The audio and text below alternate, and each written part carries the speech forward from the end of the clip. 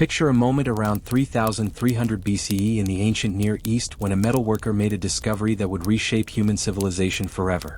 For centuries, craftsmen had worked with copper, hammering and casting the reddish metal into tools, weapons and ornaments. But copper had limitations. It was too soft for the demands of an increasingly complex world. Then, whether through deliberate experimentation or fortunate accident, someone added tin to molten copper and created something extraordinary: bronze.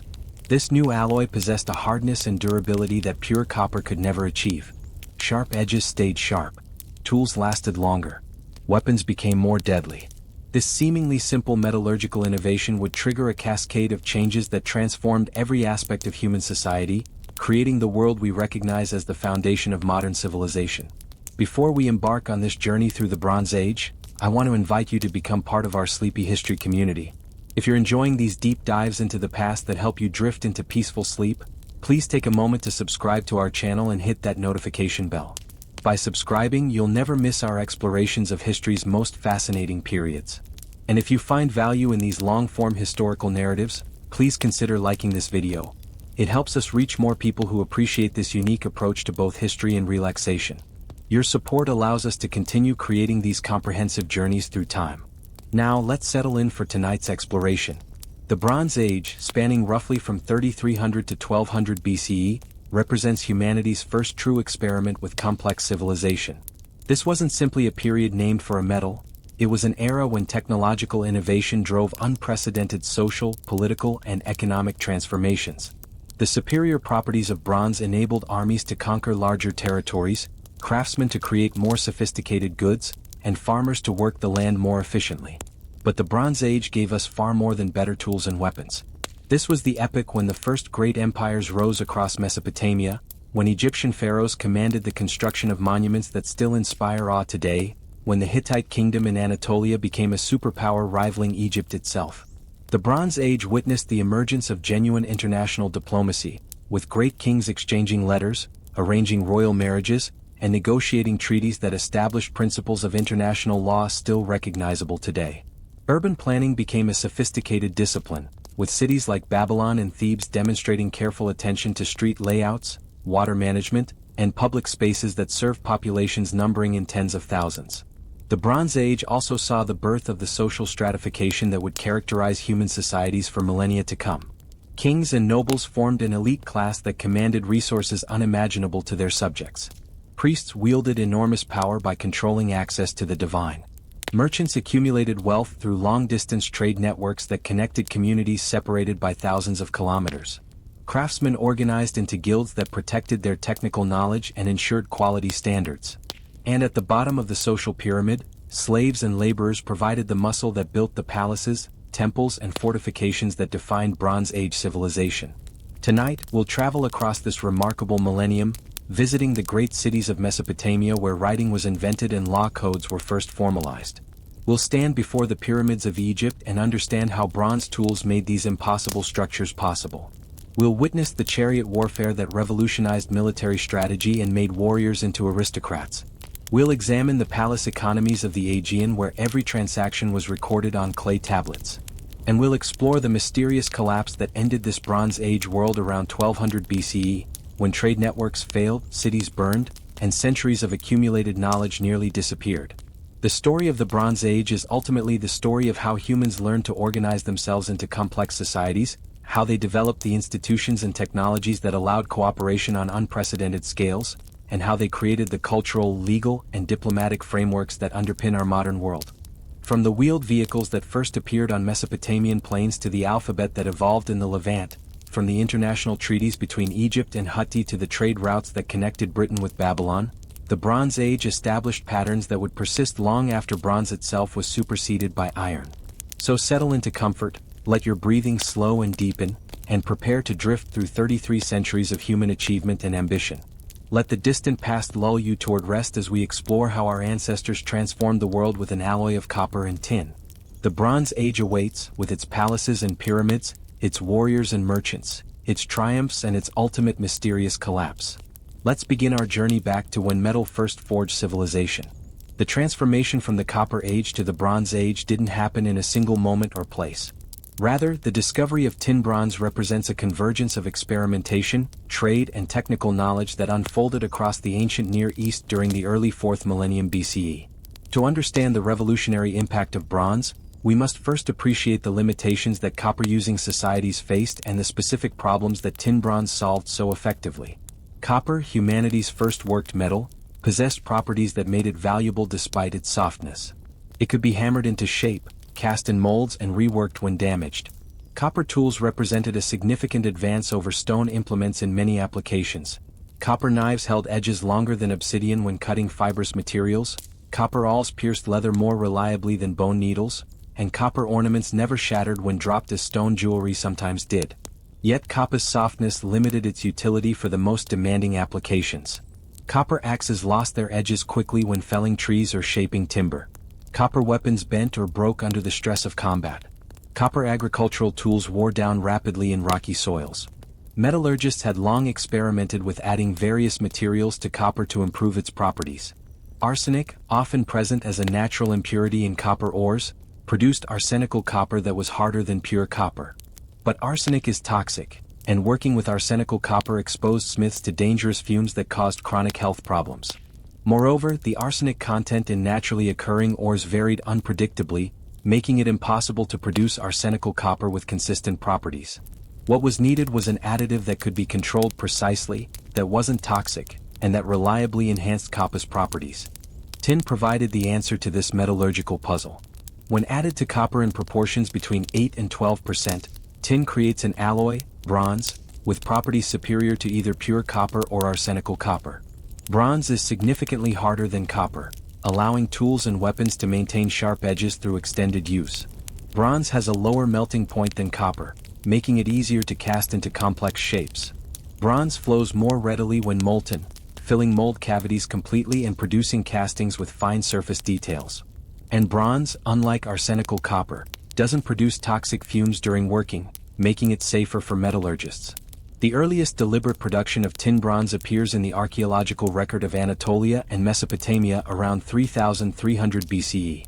At sites like Arslantepe in eastern Anatolia and Tepe Gora in northern Mesopotamia, archaeologists have found bronze objects with tin concentrations that could not have occurred naturally, indicating that smiths were deliberately adding tin to copper. These early bronzes were likely produced in small quantities by elite craftsmen who had access to both copper and tin through emerging long-distance trade networks. The challenge that limited early bronze production wasn't technical. Competent copper workers could easily adapt their techniques to bronze working. The challenge was procurement. While copper ores were relatively common and found in many regions across the ancient Near East, tin sources were rare and geographically concentrated. The primary tin sources exploited during the Bronze Age included deposits in Afghanistan, possibly Iran, and later sources in Central Asia. Accessing these distant tin deposits required the establishment of trade networks spanning thousands of kilometers, passing through multiple territorial and cultural boundaries, and involving numerous intermediaries who added their own costs to the final price of tin. The scarcity and high cost of tin meant that bronze remained a prestige material during its first centuries of use. Bronze weapons and tools were initially available only to elites who could afford to pay premium prices for tin or who controlled trade routes that supplied this essential commodity. This unequal access to bronze technology had profound social and political implications. Leaders who equipped their followers with bronze weapons gained military advantages over rivals who still relied on copper or stone arms. Societies that secured reliable tin supplies could expand their territories and subjugate neighbors who lacked access to bronze. The spread of bronze working technology across the ancient world followed the expansion of trade networks that could reliably supply tin to copper-producing regions. By 3000 BCE, bronze working was established throughout Mesopotamia, with cities like Uruk, and Lagash producing bronze tools and weapons in significant quantities. Egyptian metalworkers began producing bronze around 2800 BCE, obtaining tin through trade with the Levant and Anatolia. The Aegean region adopted bronze technology by 2600 BCE, with Minoan and later Mycenaean civilizations becoming sophisticated bronze producers. The organization of bronze production required administrative capabilities far exceeding what was needed for copper working. Producing bronze demanded coordination between copper miners extracting ore in one region, tin traders importing material from distant sources, metalworkers combining the metals in correct proportions, and distributors ensuring finished products reached consumers. This complexity necessitated the development of bureaucratic systems that could track materials, manage workers, enforce quality standards, and maintain the commercial relationships that kept supply chains functioning. In Mesopotamia, temple institutions took primary responsibility for organizing bronze production during the 3rd millennium BCE. Temple administrators coordinated or procurement, supervised workshops, and distributed finished bronze goods according to religious, political, and economic priorities.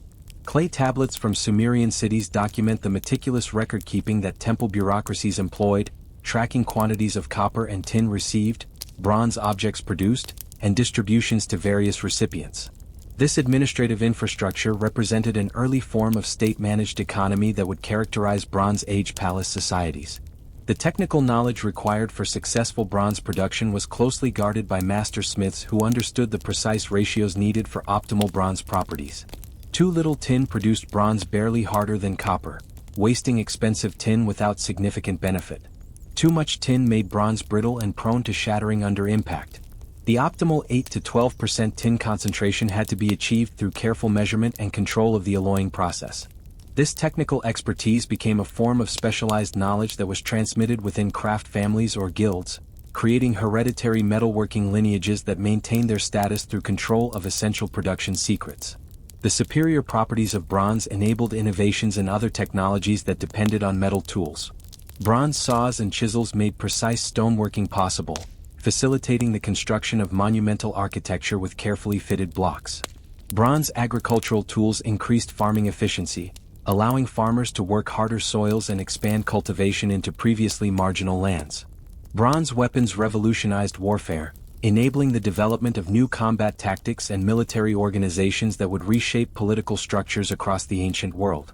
Perhaps most significantly, bronze's properties made possible the production of complex mechanical devices that required precision components. Bronze casting techniques allowed the creation of wheels with intricate spoke designs, reducing weight while maintaining strength. Bronze tools enabled the manufacture of sophisticated wooden vehicles, from simple carts to elaborate chariots.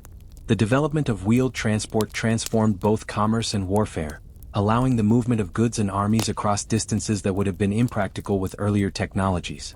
The economic impact of bronze production extended far beyond the metalworking sector to encompass every aspect of Bronze Age economies. The demand for tin created long-distance trade networks that connected distant regions in relationships of mutual dependency. Merchants who could reliably supply tin accumulated enormous wealth and political influence. Ports and caravan cities positioned along tin trade routes prospered as transshipment centers where goods were exchanged and taxes collected.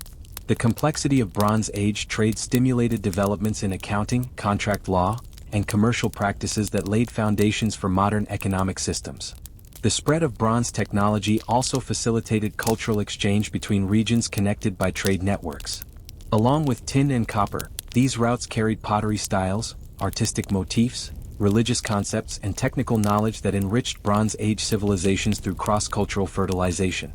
The cosmopolitan character that developed in major Bronze Age cities reflected their positions in international trade networks that brought together people from diverse cultural backgrounds engaged in commercial relationships. Yet the dependency on long-distance trade for essential tin supplies also created vulnerabilities that would ultimately contribute to the Bronze Age collapse. Societies that had organized themselves around bronze production found their entire economic and military systems threatened when trade routes were disrupted.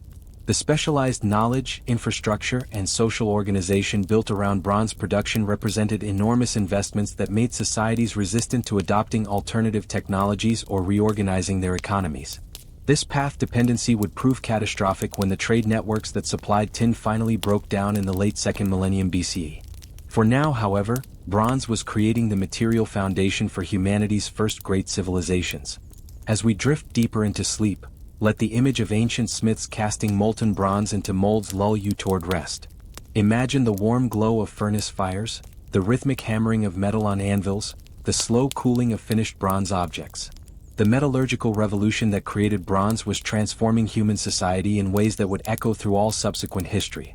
Rest now and we'll explore how this revolution built the first great empires. The Mesopotamian plain between the Tigris and Euphrates rivers became the crucible where bronze technology forged humanity's first urban civilizations and territorial empires. Here, during the late 4th and early 3rd millennia BCE, the scattered agricultural villages of earlier periods consolidated into substantial cities that would establish patterns of social organization, political authority, and cultural achievement that defined Bronze Age civilization. The story of Mesopotamian development during this period is inseparable from the story of bronze, the metal that enabled monumental construction, facilitated military conquest, and symbolized the power of emerging states. The Sumerian city-states of the early dynastic period, 2900 to 2350 BCE, represent humanity's first experiment with urban civilization. Cities like Uruk, Ur, Lagash, Amma, and Nippur grew into substantial urban centers, each controlling surrounding agricultural territories and competing for resources, trade routes, and political dominance. These cities weren't merely large villages, they were complex societies with populations numbering in tens of thousands, sophisticated administrative systems, monumental architecture, and the social stratification that would characterize all subsequent civilizations. Uruk, perhaps the greatest of the Sumerian cities, reached its peak around 2900 BCE with a population that may have exceeded 50,000 inhabitants, an extraordinary concentration of people for this period. The city's famous walls, later celebrated in the Epic of Gilgamesh, enclosed an area of approximately 6 square kilometers filled with houses, workshops, warehouses, and the massive temple complexes that dominated Sumerian urban landscapes. Archaeological excavations at Uruk have revealed the sophistication of Sumerian urban planning, with residential districts organized along streets and lanes, drainage systems managing wastewater, and public spaces facilitating commerce and social interaction. The construction of Mesopotamian temples and palaces during this period demonstrates how bronze tools enabled architectural ambitions impossible with earlier technologies. The ziggurats, massive stepped pyramid structures that served as temple platforms, required the excavation and transportation of millions of mud bricks, the preparation of foundations that could support enormous weight, and the construction of massive walls using techniques that demanded precision impossible without metal tools. Bronze picks and shovels excavated foundation trenches. Bronze tools shaped timbers for scaffolding and roof structures. Bronze implements created the precise brick molds that ensured standardization in construction materials. The White Temple at Uruk, built around 3200 BCE, exemplifies the architectural achievements that bronze technology made possible. This temple, positioned atop a massive platform that raised it nearly 13 meters above the surrounding plain, featured limestone walls, elaborate interior decorations, and a carefully planned layout that accommodated complex religious rituals. The labor organization required to construct such monuments necessitated administrative systems that could mobilize workers, allocate resources, and maintain quality control throughout extended construction periods, capabilities that developed alongside bronze metallurgy. The emergence of writing in Mesopotamia around 3200 BCE represented another crucial development that paralleled the spread of bronze technology. The earliest writing, appearing on clay tablets from Uruk, consisted of pictographic signs used primarily for economic record-keeping, tracking quantities of grain, numbers of livestock, and deliveries of goods to temple storehouses. This writing system, which would evolve into cuneiform script, enabled the administrative complexity necessary for managing bronze production, coordinating construction projects, and overseeing the redistributive economies that characterized Sumerian city-states. Bronze Age Mesopotamian society was rigidly hierarchical, with distinct social classes enjoying different rights, responsibilities, and access to resources.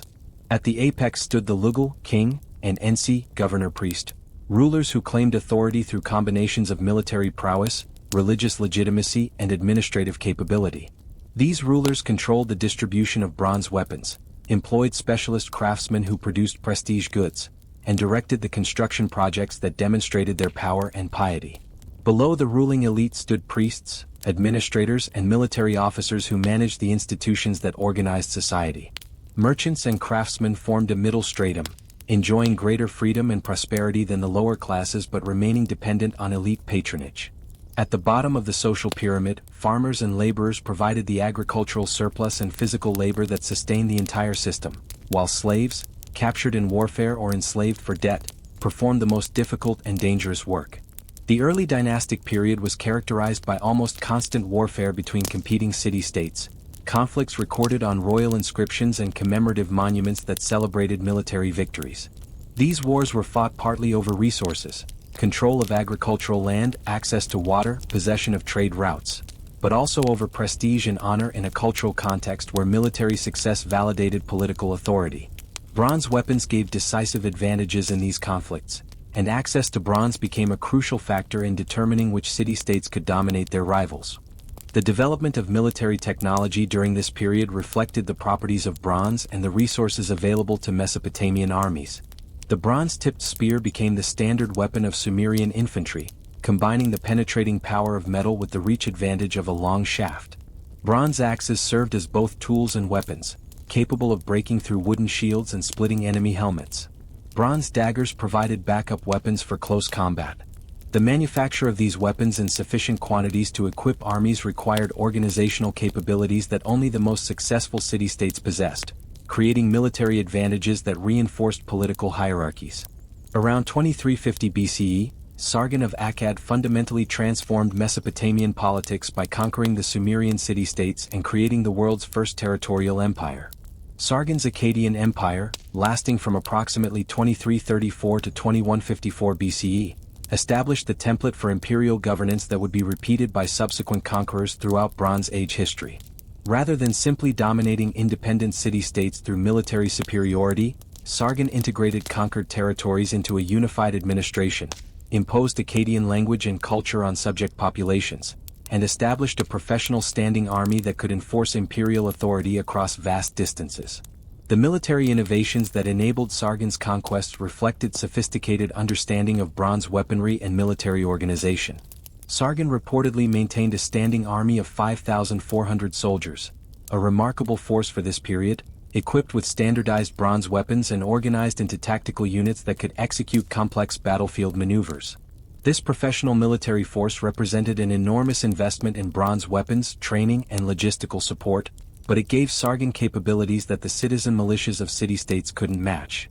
The Akkadian army's mobility and striking power allowed Sargon to campaign across Mesopotamia and beyond, conquering territories from the Persian Gulf to the Mediterranean coast.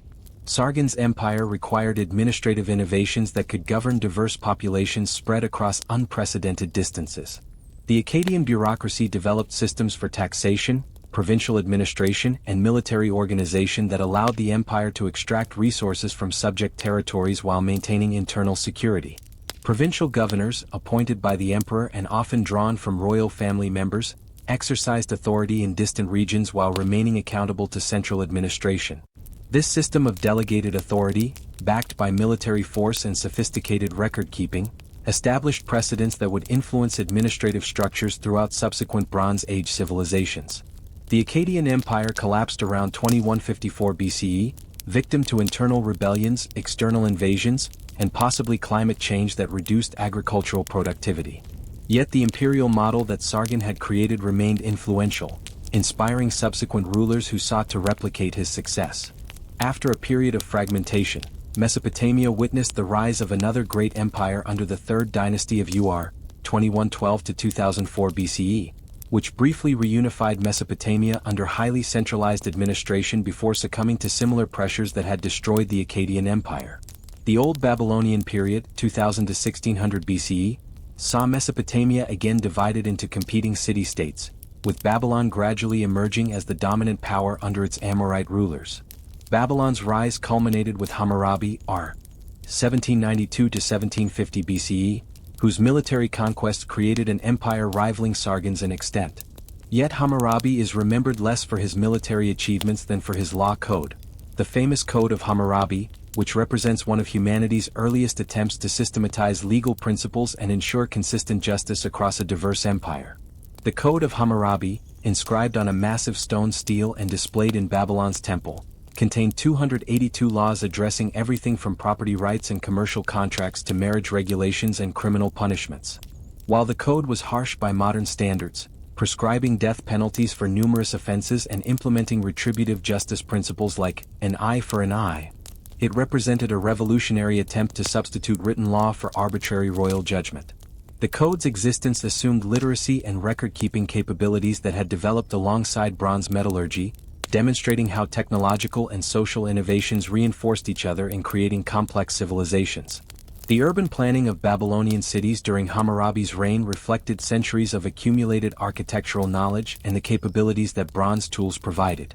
Babylon itself, though not as large during Hammurabi's time as it would become later, already demonstrated the careful planning that would make it one of antiquity's most famous cities.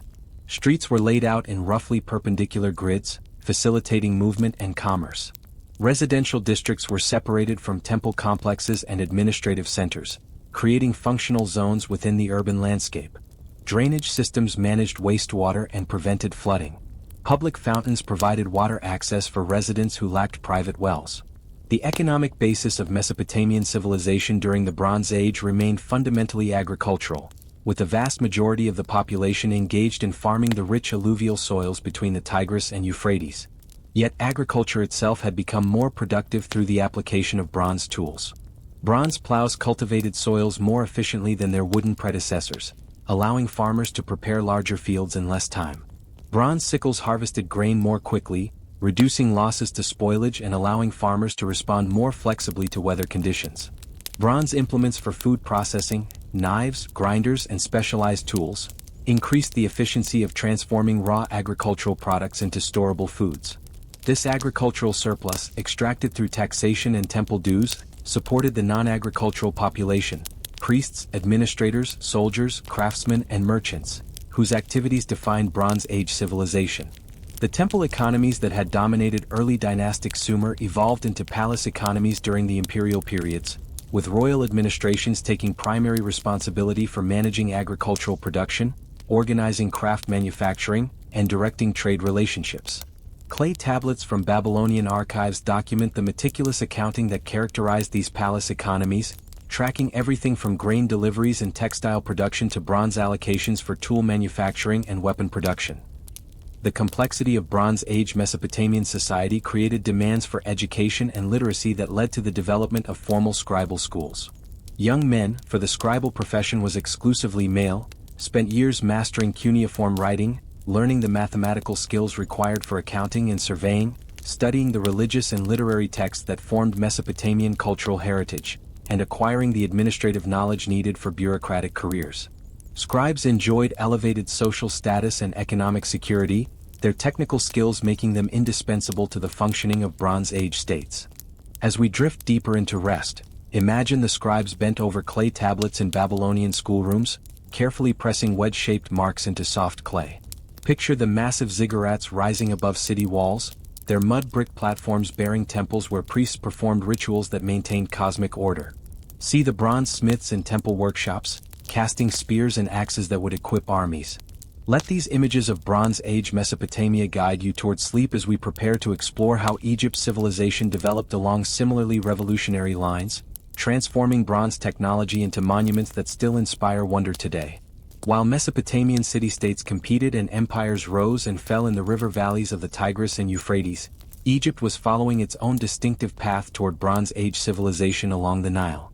The unique geography of Egypt, a narrow fertile valley surrounded by deserts that protected the civilization from external threats, enabled a remarkable continuity of culture and political organization that would endure for nearly 3 millennia. The adoption of bronze technology during Egypt's early development coincided with the kingdom's most spectacular achievements: the construction of the pyramids during the Old Kingdom and the imperial expansion during the Middle Kingdom.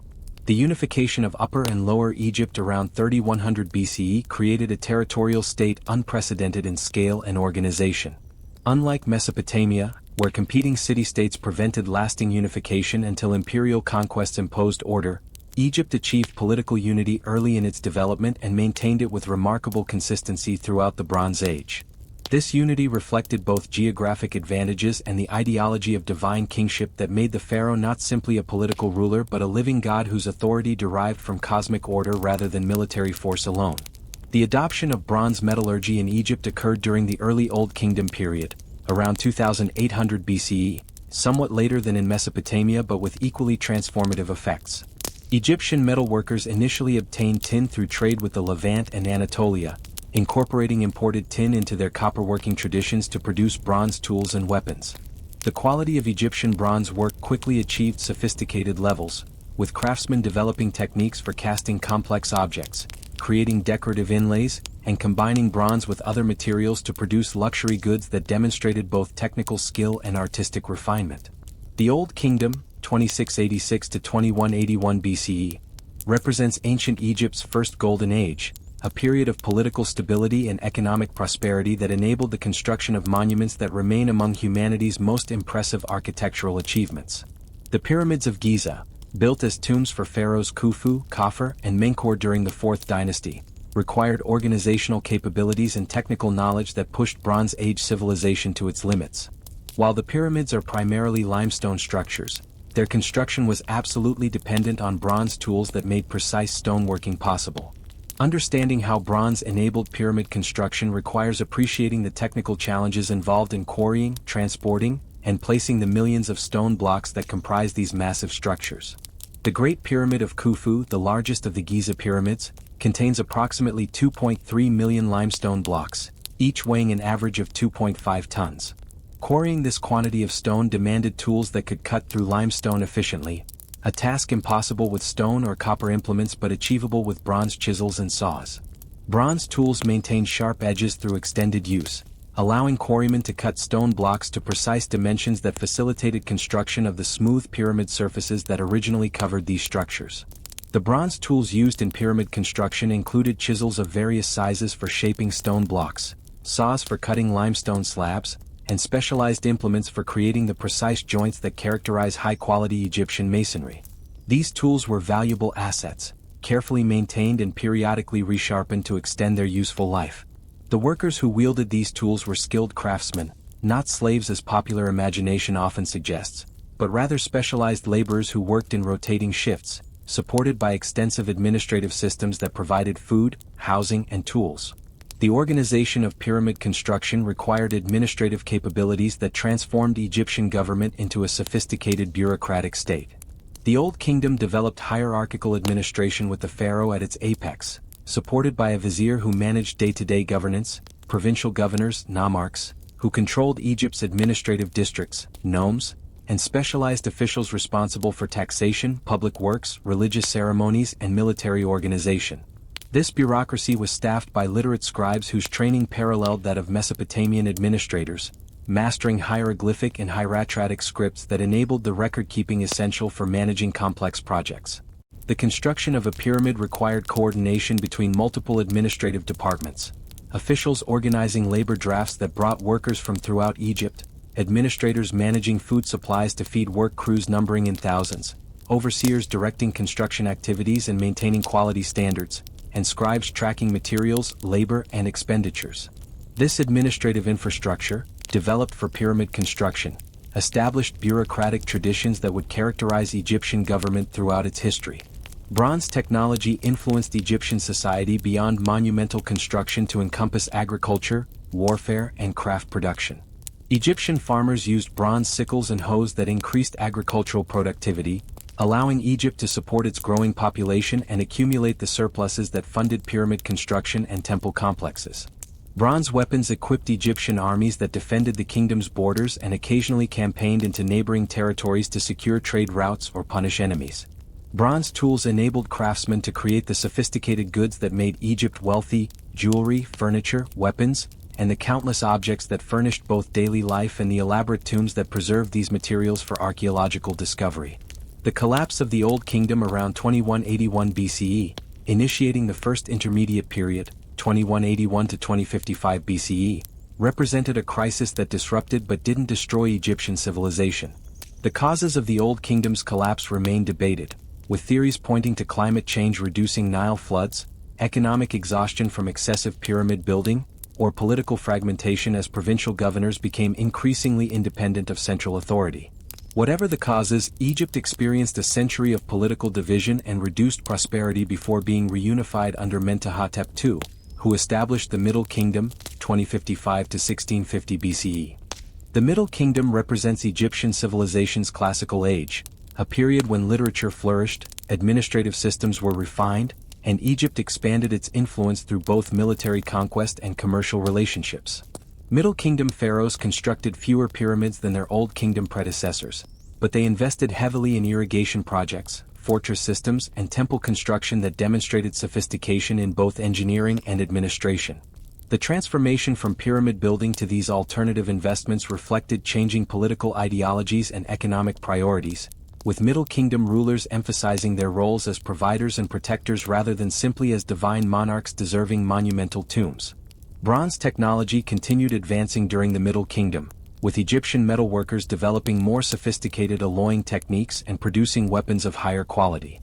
The Middle Kingdom military differed from Old Kingdom forces in both equipment and organization, reflecting lessons learned from conflicts with neighboring peoples.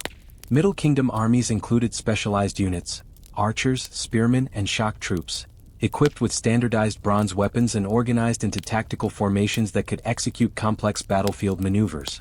This military sophistication enabled Egypt to expand its control over Nubia to the south, establishing fortresses and trading posts that secured access to gold resources and provided defensive depth against potential threats from the interior of Africa. The conquest and occupation of Nubia during the Middle Kingdom demonstrates how bronze weapons facilitated imperial expansion. The massive fortresses that Egypt constructed in Nubia, structures like Buhin and Semna with walls up to 10 meters high and complex defensive layouts, required both military engineering knowledge and the bronze tools necessary for construction in remote territories. These fortresses served multiple functions: military bases controlling Nubian territories, administrative centers managing trade relationships, and symbols of Egyptian power that overawed local populations. The garrisons that manned these fortresses were professional soldiers, equipped with bronze weapons and supported by extensive supply networks that transported food, equipment, and personnel from Egypt proper. Egyptian trade networks during the Middle Kingdom extended far beyond Nubia to encompass the entire eastern Mediterranean and beyond. Egyptian merchants traded with the Levantine cities, obtaining cedar wood from Lebanon and copper from Cyprus. Trade expeditions to Punt, a land probably located along the Red Sea coast of modern Sudan or Eritrea, returned with incense, myrrh, and exotic goods that demonstrated the pharaoh's ability to acquire treasures from distant lands. These trading relationships required diplomatic negotiations, commercial treaties, and occasionally military escorts to ensure safe passage through territories controlled by other powers. The administration of these far-flung trading relationships necessitated bureaucratic innovations that built upon Old Kingdom precedents. Middle Kingdom administrators developed more sophisticated systems for managing commercial relationships, tracking goods moving through trade networks, and ensuring that Egypt received fair value in its exchanges. The records that document these activities, preserved on papyrus and ostraca, pottery fragments used as writing surfaces, demonstrate the attention to detail that characterized Egyptian bureaucracy and the literacy requirements that made scribal training essential for anyone seeking administrative careers. Egyptian religion during the Bronze Age was intimately connected with bronze technology and the resources it provided. The great gods of the Egyptian pantheon, Ra the sun god, Osiris lord of the underworld, Isis the divine mother, received offerings and worship in temples that were constructed, furnished, and adorned using bronze tools. The elaborate mortuary complexes associated with pharaonic burials required bronze implements for tomb excavation, stone cutting, and the creation of the countless objects that accompanied the deceased into the afterlife. Religious beliefs about the afterlife drove much of Egypt's artistic production, with craftsmen using bronze tools to create the statuary, jewelry, and decorated objects that filled tombs. The relationship between bronze technology and Egyptian religion extended to ideological dimensions as well. The ability to transform copper and tin into bronze through fire was understood as a magical process that paralleled divine acts of creation. Metalworkers enjoyed elevated status partly because their craft was seen as participating in divine creative powers. The tools they produced, particularly the ritual implements used in temple ceremonies, possessed sacred significance beyond their practical functions. This religious dimension of metallurgy reinforced the social stratification that characterized Bronze Age Egypt, with control over bronze production representing not only economic and military power but also religious authority. The artwork that decorated temples and tombs during the Old and Middle Kingdoms provides valuable insights into Bronze Age Egyptian society and the role of bronze in daily life. Wall paintings depict craftsmen working bronze, showing both the technical processes involved and the social contexts in which bronze production occurred. Reliefs celebrating military victories show soldiers equipped with bronze weapons, providing detailed information about weapon types, military organization, and combat tactics. Scenes of agricultural labor illustrate bronze tools being used for farming, harvesting, and food processing. These artistic representations, while following conventions that sometimes distort realistic proportions and relationships, offer invaluable evidence for understanding how bronze technology permeated every aspect of Egyptian civilization. As you drift toward sleep, let your mind wander through Egyptian tomb chambers, their walls covered with vibrant paintings showing craftsmen hammering bronze, farmers working fields with bronze tools, and warriors marching with bronze-tipped spears. Imagine the massive pyramids rising from the desert, their construction enabled by bronze chisels that shaped millions of stone blocks. Picture the Nile flooding annually, bringing the water and nutrients that sustained Egyptian agriculture, while bronze tools helped farmers maximize the productivity of this natural bounty. Rest now in the timeless grandeur of Bronze Age Egypt, where metal and stone combined to create monuments that would outlast the civilization that built them by millennia. While Egyptian civilization flourished along the Nile and Mesopotamian empires rose and fell between the Tigris and Euphrates, the Anatolian Peninsula emerged as a third major center of Bronze Age power and innovation. The complex geography of Anatolia, a highland plateau surrounded by mountain ranges, with coastal plains providing access to maritime trade, created conditions that produced distinctive civilizations that would rival Egypt and Mesopotamia in wealth, power, and cultural achievement. Two powers in particular deserve focus: the Hittite Empire that dominated Anatolia's interior and competed with Egypt for supremacy in the Near East, and Troy, the legendary city that controlled strategic trade routes connecting the Aegean with the Black Sea. The Hittites remain among the most fascinating Bronze Age civilizations, a people who built an empire rivaling Egypt in extent and power yet were virtually forgotten by history until archaeological discoveries in the late 19th and early 20th centuries revealed their achievements. The Hittite state emerged around 1650 BCE when Hattusili I unified Anatolian territories and established Hattusa, modern Bagazkoy in central Turkey, as his capital. Over the following centuries, successive Hittite kings expanded their control until, by the 14th century BCE, the Hittite Empire controlled most of Anatolia and exercised influence over territories extending from the Aegean coast to northern Syria. The military success that enabled Hittite expansion reflected both superior bronze weaponry and innovative military organization. Hittite armies pioneered the use of the light chariot in Near Eastern warfare, developing specialized tactics that exploited the speed and shock power of chariot forces. These vehicles, pulled by 2 or 3 horses and carrying a driver and 1 or 2 warriors, could maneuver rapidly across battlefields, concentrating force at decisive points and disrupting enemy formations before they could respond effectively.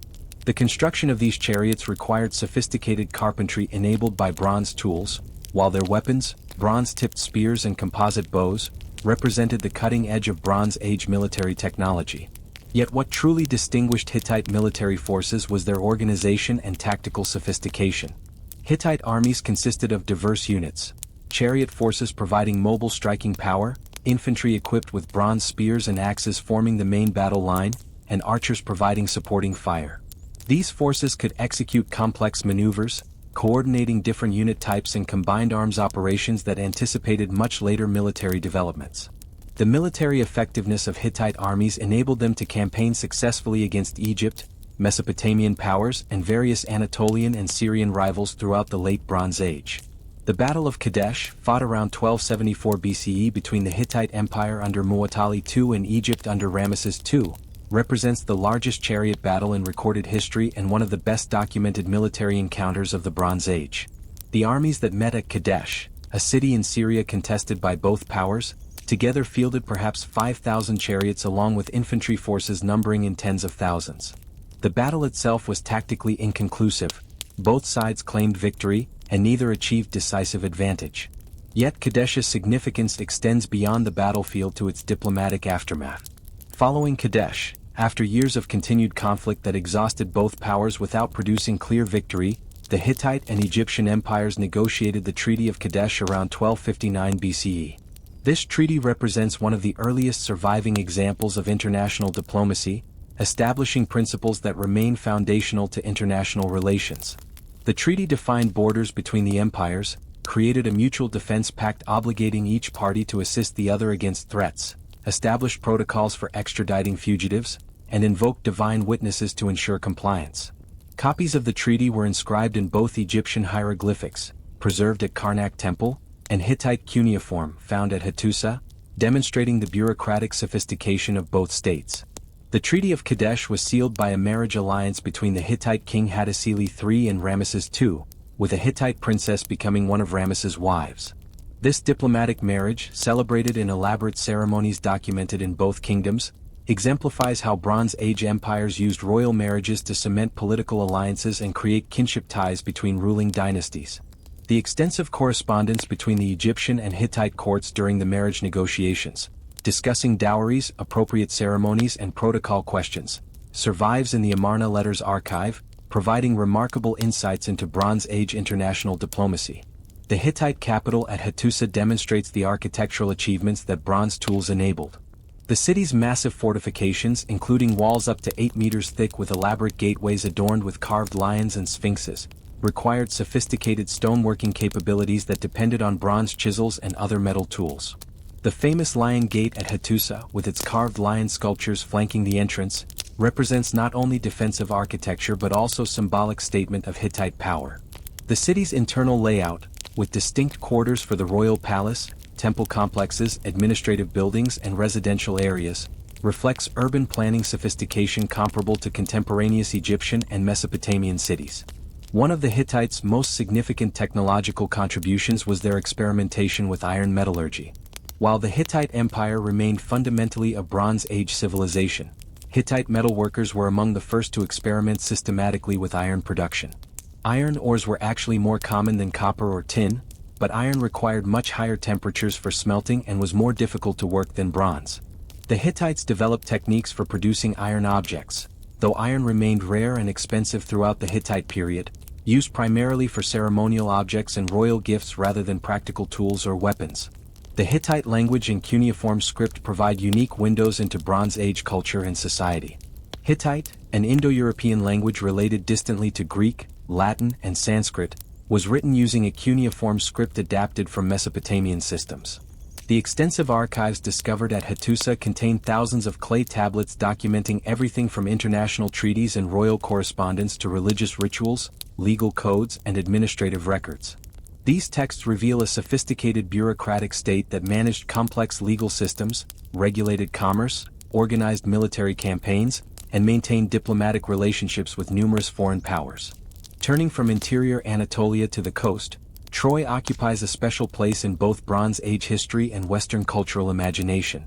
The city that Homer immortalized in the Iliad was a real Bronze Age settlement, though separating historical reality from epic poetry remains challenging. Archaeological excavations at Troy, modern Hisarlik in northwestern Turkey, have revealed multiple settlement layers spanning from the early Bronze Age through the Roman period, with Troy 6 and 7, roughly 1750 to 1180 BCE, representing the city's Bronze Age zenith. Troy's strategic position gave it importance far exceeding what its modest size might suggest. The city controlled the entrance to the Dardanelles Strait, the narrow waterway connecting the Aegean Sea with the Sea of Marmara and ultimately the Black Sea. Ancient sailing vessels often had difficulty navigating the Dardanelles against prevailing winds and currents, forcing them to wait at Troy for favorable conditions. This created opportunities for Troy to provision passing ships, collect tolls, and serve as a transshipment point where goods were transferred between maritime and overland transport systems. The wealth this strategic position generated is evident in Troy's impressive fortifications and the valuable objects archaeologists have discovered in the city's ruins. The fortifications of Bronze Age Troy demonstrate sophisticated military architecture adapted to the city's hilltop position. The walls of Troy 6, constructed from carefully fitted limestone blocks, reached heights of up to 9 meters and incorporated towers that provided defensive positions for archers and stone throwers. The main gates featured offset entrances that forced attackers to expose themselves to defensive fire while approaching, a common feature in Bronze Age fortification design. These defenses proved effective. Troy 6 apparently ended not through military conquest but due to an earthquake around 1300 BCE that damaged the city's walls and buildings. Troy 7, the city rebuilt after the earthquake, represents the settlement that may have been Homer's Troy, destroyed around 1180 BCE in circumstances that might have inspired the epic siege described in the Iliad. Archaeological evidence from Troy 7 shows a city under stress. Houses were built closer together than in earlier periods, storage jars were embedded in floors suggesting preparations for siege, and the settlement shows signs of violent destruction including fire damage and unburied human remains. While we cannot confirm that this destruction resulted from the Greek siege described by Homer, the archaeological evidence does suggest that Troy 7 met a violent end during the period when the broader Bronze Age world was collapsing. The question of Troy's political affiliations during the late Bronze Age remains debated. Some scholars argue that Troy was part of the Hittite sphere of influence, possibly the city that Hittite texts call Walusa. Others suggest Troy maintained independence, playing Hittite and Aegean powers against each other to preserve its autonomy. The city's material culture shows influences from both Anatolian and Aegean civilizations, suggesting commercial and cultural connections in multiple directions. This cosmopolitan character would be expected for a trading city whose prosperity depended on maintaining relationships with diverse partners. The domestic architecture at Bronze Age Troy reveals sophisticated construction techniques enabled by bronze tools. Houses typically featured stone foundations supporting mud brick walls, with timber framing providing structural reinforcement. Roofs were probably flat, constructed from wooden beams covered with reed matting and mud plaster, a common Near Eastern building technique. Interior walls were often plastered and sometimes painted, while floors might be covered with reed matting or rugs. The presence of wells within the fortifications ensured water supply during sieges, a crucial consideration in a city whose strategic position made it vulnerable to attack. Bronze Age Anatolian civilization, represented by both the Hittite Empire and Troy, demonstrates how the availability of bronze technology enabled the emergence of complex states capable of competing with longer-established powers in Mesopotamia and Egypt. The Hittites built an empire that controlled crucial copper and silver resources, developed diplomatic and military systems that rivaled their neighbors, and created cultural achievements, literature, art, architecture, law, that enriched the broader Bronze Age world. Troy, though smaller than the great capitals, played a vital role in connecting different regions of the Bronze Age economy, facilitating the movement of goods and ideas between the Aegean and the Black Sea regions.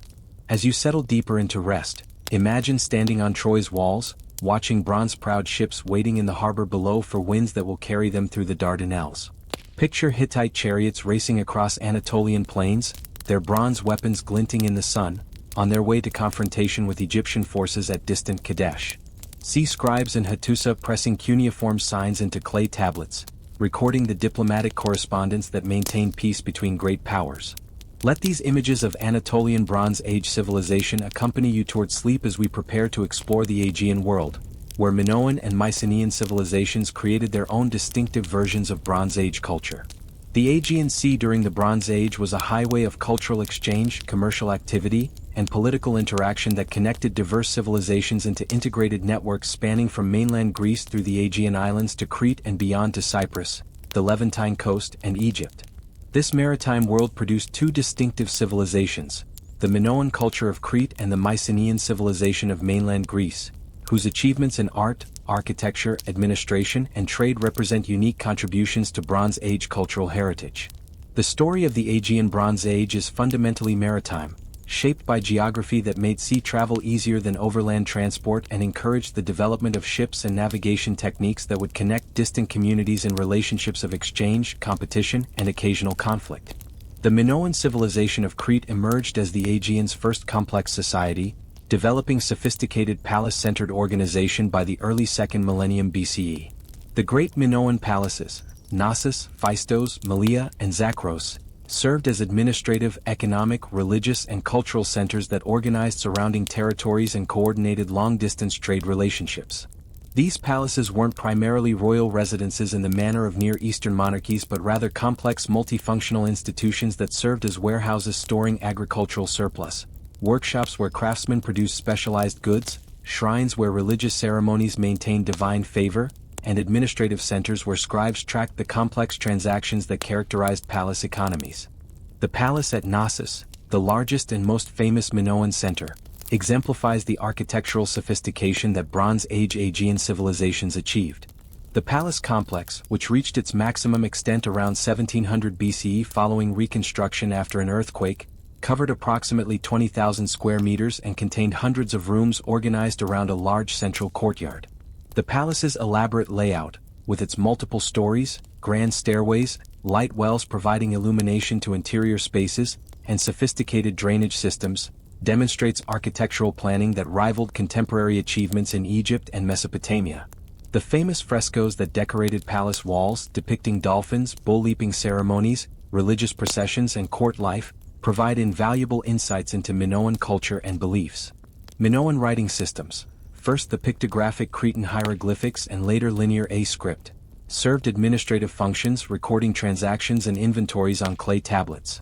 Despite decades of scholarly effort, Linear A remains undeciphered, frustrating attempts to understand Minoan language and fully reconstruct palace administrative systems. The tablet's content, however, is clear from their format and numerical notation. They tracked agricultural products, craft goods and personnel, documenting the redistributive economy that characterized Minoan palaces. Palace administrators collected agricultural surplus from surrounding territories, stored it in palace magazines, large storage rooms filled with enormous ceramic jars called pithoi, and redistributed resources to support craftsmen, priests, administrators and other non-agricultural workers. The absence of substantial fortifications around most Minoan palaces has led scholars to characterize Minoan civilization as relatively peaceful, suggesting that the palace's power derived more from economic and religious authority than military force. This interpretation remains debated. Some scholars argue that Minoan naval power provided security that made land fortifications unnecessary, while others suggest that our understanding of Minoan political organization remains too incomplete for confident assertions about the role of military power. Regardless, Minoan civilization clearly invested more resources in art, architecture and luxury goods production than in fortifications and weapons, creating a material culture remarkable for its aesthetic sophistication. Bronze technology was central to Minoan civilization, both in practical applications and symbolic dimensions. Minoan bronze workers produced sophisticated weapons, swords, spears, daggers, that combined functional effectiveness with artistic elaboration. The famous bronze double axes, labres, that appear frequently in Minoan art and religious contexts were both functional tools and sacred symbols, their distinctive shape making them instantly recognizable markers of Minoan cultural identity. Bronze tools enabled the carpentry, stoneworking, and other crafts that furnished the palaces and produced the goods that made Minoan civilization wealthy. Minoan maritime trade was the economic engine that drove palace prosperity and facilitated cultural connections throughout the eastern Mediterranean. Minoan ships carried products that Mediterranean markets valued: olive oil, wine, fine pottery, bronze goods, textiles, exchanging them for raw materials that Crete lacked. Copper from Cyprus, tin from sources that remain debated, possibly Syria, Anatolia, or even Afghanistan via long-distance trade networks, gold from Egypt and Anatolia, ivory from Syria, and various luxury goods flowed to Crete, where palace workshops transformed them into finished products or redistributed them as prestige goods that reinforced social hierarchies. The evidence for Minoan trading relationships appears throughout the eastern Mediterranean. Minoan pottery has been found at sites in Egypt, the Levant, Anatolia, and throughout the Aegean Islands. Egyptian tomb paintings depict Keftiu, almost certainly Minoans, bringing tribute or trade goods to pharaohs. Minoan artistic styles influenced pottery production and wall painting traditions in multiple regions. These connections made Minoan civilization part of an interconnected Bronze Age world where goods, ideas, and people moved across substantial distances, creating cultural interconnections that transcended political boundaries. Around 1450 BCE, Minoan civilization experienced catastrophic disruption. Most palaces were destroyed or damaged, with only Knossos continuing to function. The causes remain debated. Theories include volcanic eruption on nearby Thera, modern Santorini, earthquake, internal rebellion, or conquest by Mycenaeans from mainland Greece. Whatever the cause, Minoan civilization never fully recovered. The palace at Knossos continued operating until approximately 1370 BCE, now under what appears to be Mycenaean control based on the use of Linear B script, a writing system adapted from Minoan Linear A but recording Greek language, in its final administrative tablets. The Mycenaean civilization of mainland Greece emerged somewhat later than Minoan Crete but eventually superseded Minoan power in the Aegean. Mycenaean culture, which flourished from roughly 1600 to 1100 BCE, shared many features with Minoan civilization: palace-centered economy, Linear B administration, sophisticated bronze metallurgy, maritime trade orientation, but developed distinctive characteristics shaped by mainland Greece's geography and political fragmentation. Unlike Crete, where palace centers apparently exercised control over most of the island, mainland Greece was divided among multiple competing kingdoms centered at palatial sites like Mycenae, Tiryns, Pylos, and Thebes. Mycenaean palaces differed architecturally from their Minoan predecessors, reflecting both different political structures and defensive concerns. The characteristic megaron plan, a rectangular building entered through a porch leading to a central room with a circular hearth, formed the core of Mycenaean palaces and probably served as throne rooms where kings received visitors and conducted court ceremonies. Massive fortification walls constructed from enormous limestone blocks, termed Cyclopean by later Greeks who believed only mythical giants could have built them, surrounded major Mycenaean centers, creating citadels that could withstand siege. These fortifications contrast sharply with largely unfortified Minoan palaces, suggesting that Mycenaean civilization faced greater military threats or was more militaristic in orientation. Mycenaean warrior culture is evident throughout their material remains. Mycenaean elite graves, particularly the famous shaft graves at Mycenae, contained enormous quantities of bronze weapons, swords, daggers, spears, arrows, along with gold death masks, jewelry, and other luxury goods demonstrating the deceased's warrior status and wealth. The elaborate bronze armor, including the famous Dendra panoply, a complete bronze suit including cuirass, greaves and helmet, shows that Mycenaean elites invested heavily in military equipment that provided both practical protection and symbolic status. The military prowess of Mycenaean warriors would later be immortalized in Greek epic poetry, with heroes like Achilles and Agamemnon representing, however distorted by centuries of oral tradition, the warrior aristocracy that dominated Mycenaean society. The linear B tablets found at Mycenaean palace sites provide detailed information about palace administrative systems and economic organization. These tablets, fired accidentally when palaces burned and thus preserved for archaeological discovery, document meticulous record-keeping that tracked everything from bronze allocations for weapon production to textile manufacturing, grain supplies, sheep herds and personnel assignments. The tablets reveal palace economies that were even more comprehensively controlled than Minoan systems appear to have been, with palace administrators directing craft production, managing agricultural resources and organizing military forces. Bronze production was carefully controlled by Mycenaean palace administrations, with tablets from Pylus documenting the allocation of bronze to smiths for weapon and tool manufacture. The quantities involved were substantial. One tablet records distributing approximately 1 ton of bronze to smiths, demonstrating the scale of palace-controlled metallurgical production. This administrative control over bronze distribution reflects the metal's strategic importance. Bronze was essential for both military equipment and agricultural tools, making control over bronze supplies a source of political power. Palaces that could ensure reliable bronze supplies to their dependent populations secured loyalty and strengthened their political authority. Mycenaean long-distance trade extended throughout the Mediterranean, with archaeological evidence demonstrating connections with Italy, Sicily, Cyprus, the Levant, and Egypt. The famous Uluburun shipwreck, discovered off the Turkish coast and dating to around 1300 BCE, provides spectacular evidence for the scale and complexity of late Bronze Age maritime trade. The ship's cargo included 10 tons of copper ingots, 1 ton of tin ingots, glass ingots, ivory, ebony, pottery from multiple regions including Mycenaean vessels, and various luxury goods. While the ship was probably not Mycenaean, its cargo demonstrates the interconnected trading networks in which Mycenaean merchants participated, exchanging goods across vast distances and creating economic relationships that connected diverse Bronze Age civilizations. Mycenaean expansion beyond mainland Greece is evidenced by settlements on numerous Aegean islands, coastal Anatolia, and most significantly Cyprus. Cyprus, rich in copper resources essential for bronze production, became heavily influenced by Mycenaean culture during the Late Bronze Age, with Mycenaean merchants and possibly colonists establishing themselves at multiple sites. This expansion reflects both commercial motivations, securing copper supplies, and possibly population pressures on mainland Greece that encouraged emigration. The Mycenaean presence on Cyprus would have lasting consequences, as the island became a crucial link in preserving Greek cultural traditions during the Dark Age that followed the Bronze Age collapse. The relationship between Minoan and Mycenaean civilizations remains complex and debated. Earlier scholarship often portrayed Mycenaeans as barbarous conquerors who destroyed sophisticated Minoan culture. More recent interpretations emphasize cultural continuities, suggesting substantial Minoan influence on developing Mycenaean civilization through peaceful contact and trade before any conquest occurred.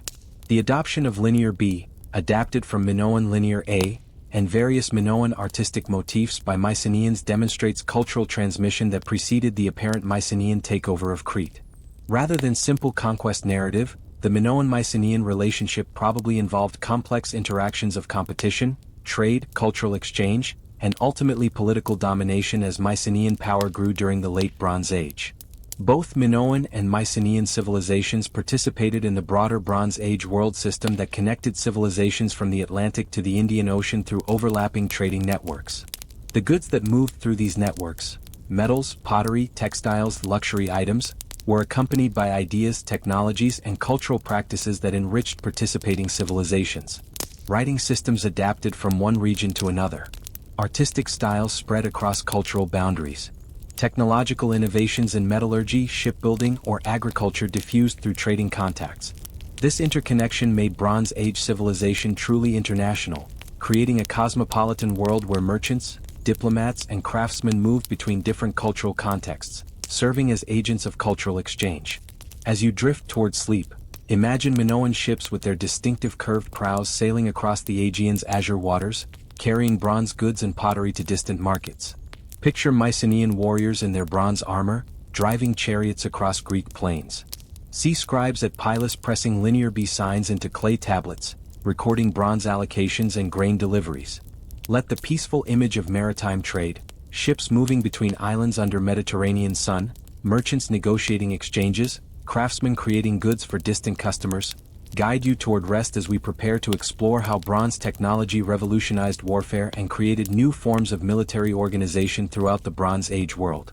The development of bronze metallurgy fundamentally transformed the nature of warfare across the ancient world, creating military innovations that reshaped political structures, social hierarchies, and the very concept of organized violence. The transition from copper and stone weapons to bronze armaments wasn't merely a quantitative improvement. It represented a qualitative shift that enabled new tactical approaches, required different organizational structures, and ultimately created the warrior aristocracies that would dominate Bronze Age societies. Understanding this military revolution helps explain how small kingdoms grew into empires, how social stratification intensified, and how warfare itself became increasingly professionalized and deadly. The superior properties of bronze made it ideal for weapons manufacture in ways that transformed combat effectiveness. Bronze maintains sharper edges than copper, crucial for cutting weapons like swords and axes that must penetrate flesh, leather armor, and wooden shields without losing their edge. Bronze's hardness allows thinner, lighter weapons that deliver more force per unit of weight compared to bulkier copper weapons. Bronze's castability enables complex weapon forms, elaborately shaped sword blades with strengthening ridges, spear points with sockets that fit securely onto wooden shafts, arrowheads with barbs that make extraction difficult and painful. These technical advantages translated directly into battlefield superiority, giving bronze-equipped armies decisive advantages over forces still relying on stone or copper arms. The sword emerged as the quintessential Bronze Age weapon, representing both practical military innovation and symbolic embodiment of warrior status. Early Bronze Age swords were relatively short, evolved from dagger forms, and used primarily for thrusting in close combat. As bronze working techniques improved, smiths developed longer blades that could be used for slashing as well as thrusting, creating more versatile weapons effective in various combat situations. The famous Mycenaean Type A and Type B swords, with blades reaching lengths up to 1 meter, represented sophisticated understanding of metallurgical principles. The blades incorporated strengthening ridges that prevented bending while keeping the weapon light enough for effective handling. Producing effective bronze swords required technical expertise that went far beyond simple casting. Sword blades had to be carefully work-hardened through hammering to achieve proper edge characteristics, then annealed to prevent brittleness, and finally polished to remove surface imperfections that could serve as crack initiation points. The hilts required equally careful construction, with grips shaped to fit comfortably in the hand, guards protecting the hand from enemy blades, and pommels providing counterweight that balanced the blade.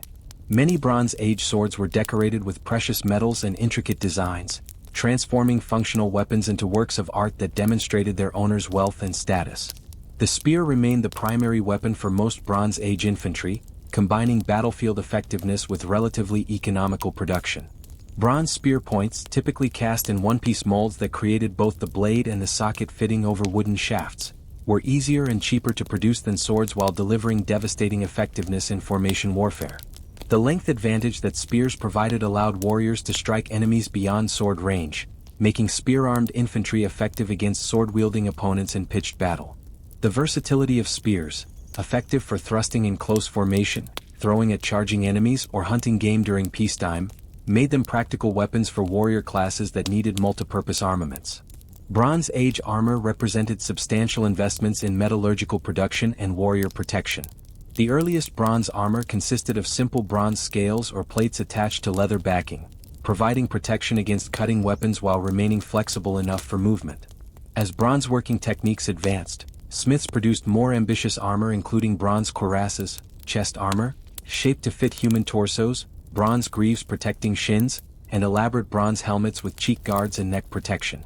The famous Dendra panoply from Mycenaean Greece, dating to around 1400 BCE, consisted of a complete bronze suit including full torso cuirass, shoulder guards, lower body protection, greaves, and boar's tusk helmet, representing the ultimate development of Bronze Age protective equipment. The weight and cost of bronze armor meant that only elite warriors could afford complete equipment, creating visible distinctions between heavily armored nobles and lightly equipped common soldiers. This technological disparity reinforced social hierarchies, as aristocrats in bronze armor enjoyed significant protection advantages over lower-class warriors who could afford only minimal protective gear.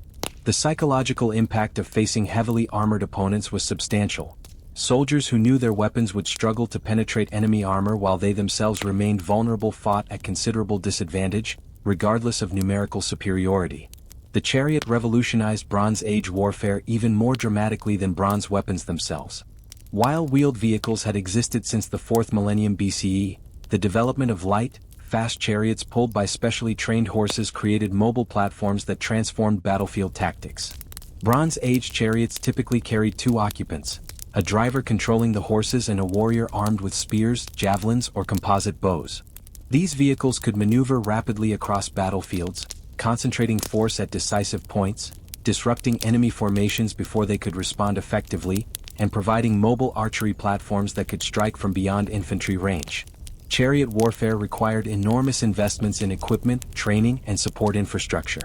A single chariot system, including the vehicle itself, 2 trained horses, weapons and armor for the warrior, and equipment for the driver, represented wealth equivalent to small farms. The horses required years of breeding and training to work effectively in teams, pulling chariots while remaining controllable amid the chaos and noise of battle. The chariots themselves, constructed from wood using bronze tools and reinforced with bronze fittings, demanded skilled carpentry and metalworking that only specialized craftsmen could provide. Maintaining chariot forces required supporting infrastructure including horse breeding programs, fodder supplies, repair workshops, and training facilities. The social implications of chariot warfare were profound and lasting. Only wealthy aristocrats could afford the enormous investments required for chariot equipment and maintenance, creating military elites whose power derived from their monopoly on the most effective military technology. These chariot warriors formed the core of Bronze Age armies and the apex of social hierarchies in most Bronze Age civilizations. In Mycenaean Greece, Egypt, the Hittite Empire, and throughout the Near East, chariot aristocracies dominated politics, controlled land and resources, and passed their privileged positions to their descendants, establishing hereditary ruling classes that would persist for centuries. The tactical employment of chariots varied across different Bronze Age cultures, reflecting both technological capabilities and strategic preferences. Egyptian chariot forces emphasized mobility and archery, with warriors armed with composite bows striking from range and using superior speed to avoid close combat with infantry. Hittite chariot tactics emphasized shock action, with heavier vehicles carrying 3-man crews, driver, warrior, and shield bearer, crashing into enemy formations to break their cohesion. Mycenaean chariots apparently served primarily as transport, carrying warriors to battle where they dismounted to fight on foot, a tactical approach that influenced later Greek warfare when chariots had been abandoned but warrior aristocracies persisted. Siege warfare during the Bronze Age developed sophisticated techniques that reflected both bronze technology and the increasing complexity of fortification systems. Bronze Age armies conducting sieges employed bronze-headed battering rams to breach gates and walls, bronze picks and shovels to undermine fortifications, and bronze-tipped arrows and spears to suppress defenders during assaults. The defenders meanwhile relied on bronze weapons to repel attackers, bronze tools to repair damage, and the massive stone fortifications that became characteristic of late Bronze Age defensive architecture. The most impressive Bronze Age fortifications demonstrate the lengths to which cities went to protect themselves from increasingly capable attackers. The Cyclopean walls of Mycenaean citadels, constructed from enormous limestone blocks weighing several tons each, reached thicknesses of up to 8 meters and heights of over 12 meters, creating defensive barriers that could withstand both assault and siege. The complex gate systems at sites like Mycenae and Tiryns, with offset entrances forcing attackers to expose their unshielded sides to defensive fire, show sophisticated understanding of defensive architecture. Underground cisterns and secret passages ensured water supply during siege, while massive storage magazines could sustain garrisons through extended blockades. The logistics of Bronze Age warfare required administrative capabilities that drove developments in state organization and bureaucracy. Armies numbering in thousands needed systematic provisioning with food, water, and equipment. Weapons and armor required manufacture, distribution, and maintenance through supply systems that could track materials and ensure quality. Military campaigns demanded planning that coordinated troop movements, supply trains, and diplomatic relationships with allies. The linear B tablets from Mycenaean palaces document these logistical systems, recording bronze allocations for weapon manufacture, assignments of personnel to military units, and provisions for naval expeditions. Naval warfare emerged as a crucial component of Bronze Age military operations, particularly in the Mediterranean world where maritime trade was economically vital and coastal cities vulnerable to seaborne attack. Bronze Age warships evolved from merchant vessels into specialized military craft equipped with bronze-sheathed rams for sinking enemy ships, carrying warriors armed with bronze weapons for boarding actions, and occasionally mounting archers who could strike from range. The development of naval warfare required not only shipbuilding expertise enabled by bronze tools but also the creation of naval infrastructure. Ports with military facilities, shipyards for construction and repair, and administrative systems managing naval logistics. The professionalization of military forces represented another crucial Bronze Age development, moving from citizen militias that assembled temporarily for campaigns to standing armies maintained year-round. Professional soldiers, supported by state resources and dedicating themselves to military training, achieved combat effectiveness far exceeding part-time warriors who spent most of their time farming. Egypt maintained professional military forces throughout much of the Bronze Age, with specialized units including chariot corps, infantry formations, and garrison troops stationed at fortresses throughout the empire. The Hittites developed similar professional forces, while Mycenaean linear B tablets suggest at least partially professionalized military establishments. The psychological and cultural dimensions of Bronze Age warfare were inseparable from its material aspects. Warfare wasn't simply practical contest for resources or territory but also arena where honor, glory, and masculine virtue were demonstrated and validated. Warriors who excelled in combat earned renown that elevated their social status and secured material rewards from grateful rulers. Epic poetry celebrating warrior heroes, works like the Epic of Gilgamesh from Mesopotamia or Greek epics that preserved Mycenaean warrior culture, reflects how Bronze Age societies valorized military prowess and created cultural models encouraging martial excellence. The environmental and economic costs of Bronze Age warfare were substantial and eventually contributed to the collapse of the system itself. Constant military campaigns disrupted agriculture, destroyed infrastructure, and consumed resources that might otherwise have supported economic development. The massive investments required for bronze weapon production, chariot forces, and fortification construction diverted labor and materials from productive activities. When environmental stresses and economic disruptions undermined the foundations of Bronze Age civilization in the 12th century BCE, the militarized nature of Bronze Age states left them vulnerable to cascade failures that military force alone couldn't prevent or remedy. As your breathing deepens and sleep approaches, let your mind rest on images of ancient warriors training with bronze weapons, the rhythmic clanging of bronze swords in practice combat, the thunder of chariot wheels across plains, the satisfaction of skilled craftsmen producing weapons that represented both technical achievement and artistic expression. The military revolution that bronze enabled transformed not only how wars were fought but how societies organized themselves, creating hierarchies and institutions that would persist long after bronze itself was superseded by iron. Rest now in these distant echoes of Bronze Age warfare, and we'll explore next how these military developments intertwined with social structures to create the stratified societies characteristic of Bronze Age civilization. The Bronze Age witnessed the crystallization of social hierarchies that would characterize complex societies for millennia to come. The stratification that had begun tentatively during the Copper Age became formalized, institutionalized, and seemingly permanent during the Bronze Age, creating distinct social classes with different rights, obligations, wealth, and life experiences. Understanding Bronze Age social structure requires examining not only the material conditions that created inequality but also the ideological systems that legitimized hierarchy, the daily life experiences that differed across social classes, and the urban environments where social stratification was most visible and consequential. At the apex of Bronze Age social pyramids stood kings and their immediate families, individuals who wielded political authority, controlled enormous resources, and claimed divine sanction for their rule. Bronze Age kingship combined practical governance with religious functions, making rulers not simply political leaders but sacred intermediaries between human and divine realms. Egyptian pharaohs were considered living gods, literal incarnations of Horus who would join Ra and Osiris in death. Mesopotamian kings, while not quite divine themselves, claimed to rule by divine selection and maintained elaborate religious duties. Hittite kings performed rituals essential for maintaining cosmic order, their religious functions being inseparable from political authority. The wealth that Bronze Age rulers commanded was extraordinary by contemporary standards.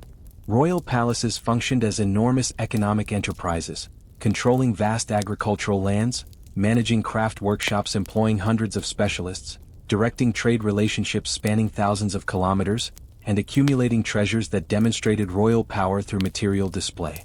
The tomb of Tutankhamun, though he was a relatively minor pharaoh who died young, contained thousands of objects including multiple complete chariots, weapons, furniture, and the famous gold death mask, and this was merely one royal burial among thousands. The palaces where Bronze Age kings lived and governed were equally impressive, with facilities for administration, religious ceremonies, military operations, craft production, and ostentatious display designed to overawe both subjects and foreign visitors. Below the royal family in social hierarchy stood the nobility, elite families who controlled substantial resources, held important administrative or military positions, and enjoyed lifestyles approaching royal standards. In Mycenaean Greece, this nobility consisted of warrior aristocrats who commanded chariot forces and controlled territories from fortified citadels. Egyptian nobility included provincial governors, nomarchs, who administered Egypt's administrative districts, high priests controlling temple wealth, and military commanders leading armies. Mesopotamian nobility comprised both landed aristocrats owning estates worked by dependent laborers and urban elites whose wealth derived from trade and craft production. The relationship between kings and nobles was complex and often tense. Nobles needed royal favor to maintain their positions but also possessed independent power bases that could challenge royal authority if they united in opposition. Bronze Age kings employed various strategies to manage their nobles, distributing rewards and honors to secure loyalty, arranging marriages to create kinship ties binding elite families to the throne, rotating administrative appointments to prevent nobles from establishing permanent local power bases, and when necessary using military force to suppress rebellious aristocrats. The balance between royal authority and noble power varied across Bronze Age civilizations and shifted over time, with some periods characterized by strong centralization and others seeing fragmentation as nobles gained autonomy. The priestly class occupied ambiguous positions in Bronze Age hierarchies, wielding enormous influence through their control of religious institutions but remaining theoretically subordinate to royal authority.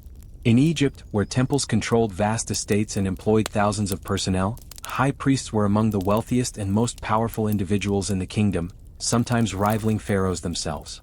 Mesopotamian temples similarly commanded substantial economic resources and employed large staffs of priests, priestesses, and temple servants. The religious authority that priests exercised, their claimed ability to communicate with gods, perform rituals essential for cosmic order, and interpret divine will, gave them power that couldn't be measured simply in economic terms. Scribes formed a distinct and privileged class in literate Bronze Age societies, their specialized knowledge making them indispensable for administration, commerce, and religious activities.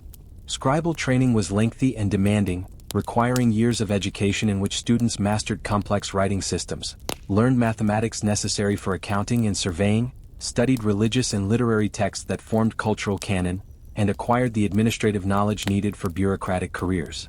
The children of elite families might receive scribal training to prepare for administrative careers, while talented sons of lower-class families could use scribal education as avenue for social mobility.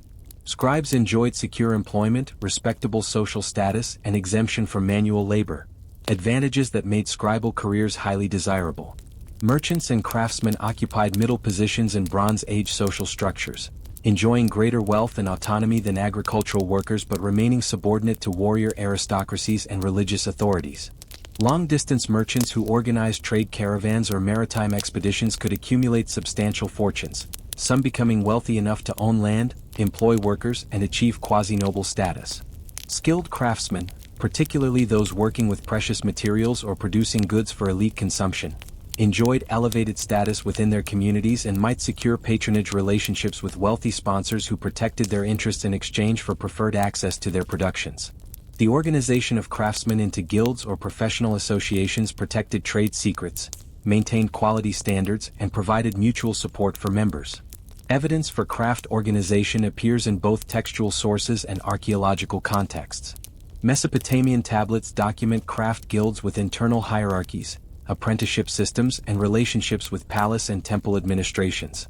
Egyptian tomb paintings show craftsmen working in organized workshops, with master craftsmen supervising apprentices and specialists handling different production stages. These organizational forms anticipated medieval guilds and established traditions of craft organization that would persist throughout subsequent history. The agricultural population, farmers, herders, and rural laborers, formed the vast majority of Bronze Age society, perhaps 80 to 90% of total population. Their labor produced the food surplus that supported non-agricultural classes and made urban civilization possible. Yet farmers' lives remained precarious, vulnerable to crop failures, oppressive taxation, military conscription, and the demands of corvée labor that required them to work on royal construction projects during agricultural off-seasons. The agricultural technologies available, bronze plows and sickles, irrigation systems, crop rotation techniques, had improved productivity compared to earlier periods, but farming remained back-breaking work yielding uncertain returns. Rural social structures varied across different Bronze Age regions. Some areas featured relatively independent farmers who owned their land and owed taxes and labor service but maintained considerable autonomy in daily life. Other regions developed patron-client relationships in which peasants worked estates belonging to temples, palaces, or private landlords, receiving protection and minimal support in exchange for their labor and agricultural output. The relationship between rural and urban populations was fundamentally extractive. Cities drew resources from countryside while providing little beyond minimal security and occasional judicial services. At the bottom of Bronze Age social hierarchy stood slaves, individuals who had lost their freedom through warfare, debt, or birth to enslaved parents. Bronze Age slavery differed from later chattel slavery in crucial respects. Many Bronze Age slaves retained certain rights, could own limited property, and might be manumitted under specified circumstances. Debt slavery was often temporary, with individuals selling themselves or family members into bondage to satisfy debts but regaining freedom once obligations were fulfilled.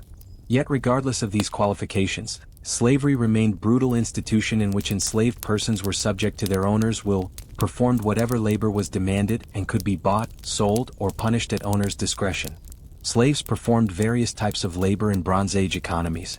Domestic slaves worked in wealthy households, performing cooking, cleaning, childcare, and other household tasks. Agricultural slaves labored in fields, particularly on large estates where gang labor was economically efficient. Industrial slaves worked in workshops and mines, performing dangerous and exhausting labor that free workers preferred to avoid. Some skilled slaves enjoyed relatively favorable conditions, tutoring children, managing accounts, or practicing crafts, while others endured conditions barely distinguishable from work animals. The scale of Bronze Age slavery remains debated, with estimates suggesting that slaves comprised anywhere from 5 to 20% of urban populations, with lower percentages in rural areas. Women's positions in Bronze Age society were complex and varied across class lines, with elite women enjoying privileges and influence that exceeded anything available to lower-class men, while peasant women endured double burdens of gender subordination and class exploitation. Royal women in some Bronze Age societies wielded considerable power. Egyptian queens occasionally ruled as regents or even independent monarchs. Hittite queens performed crucial religious functions, and Mycenaean tablets suggest that some women controlled substantial resources. Elite women managed large households, oversaw craft production by female servants and slaves, and participated in religious ceremonies that were often gender-specific. Middle and lower-class women's lives centered on domestic labor, bearing and raising children, processing food, producing textiles, maintaining households, work that was economically essential but socially undervalued. Textile production in particular occupied enormous amounts of female labor in Bronze Age economies.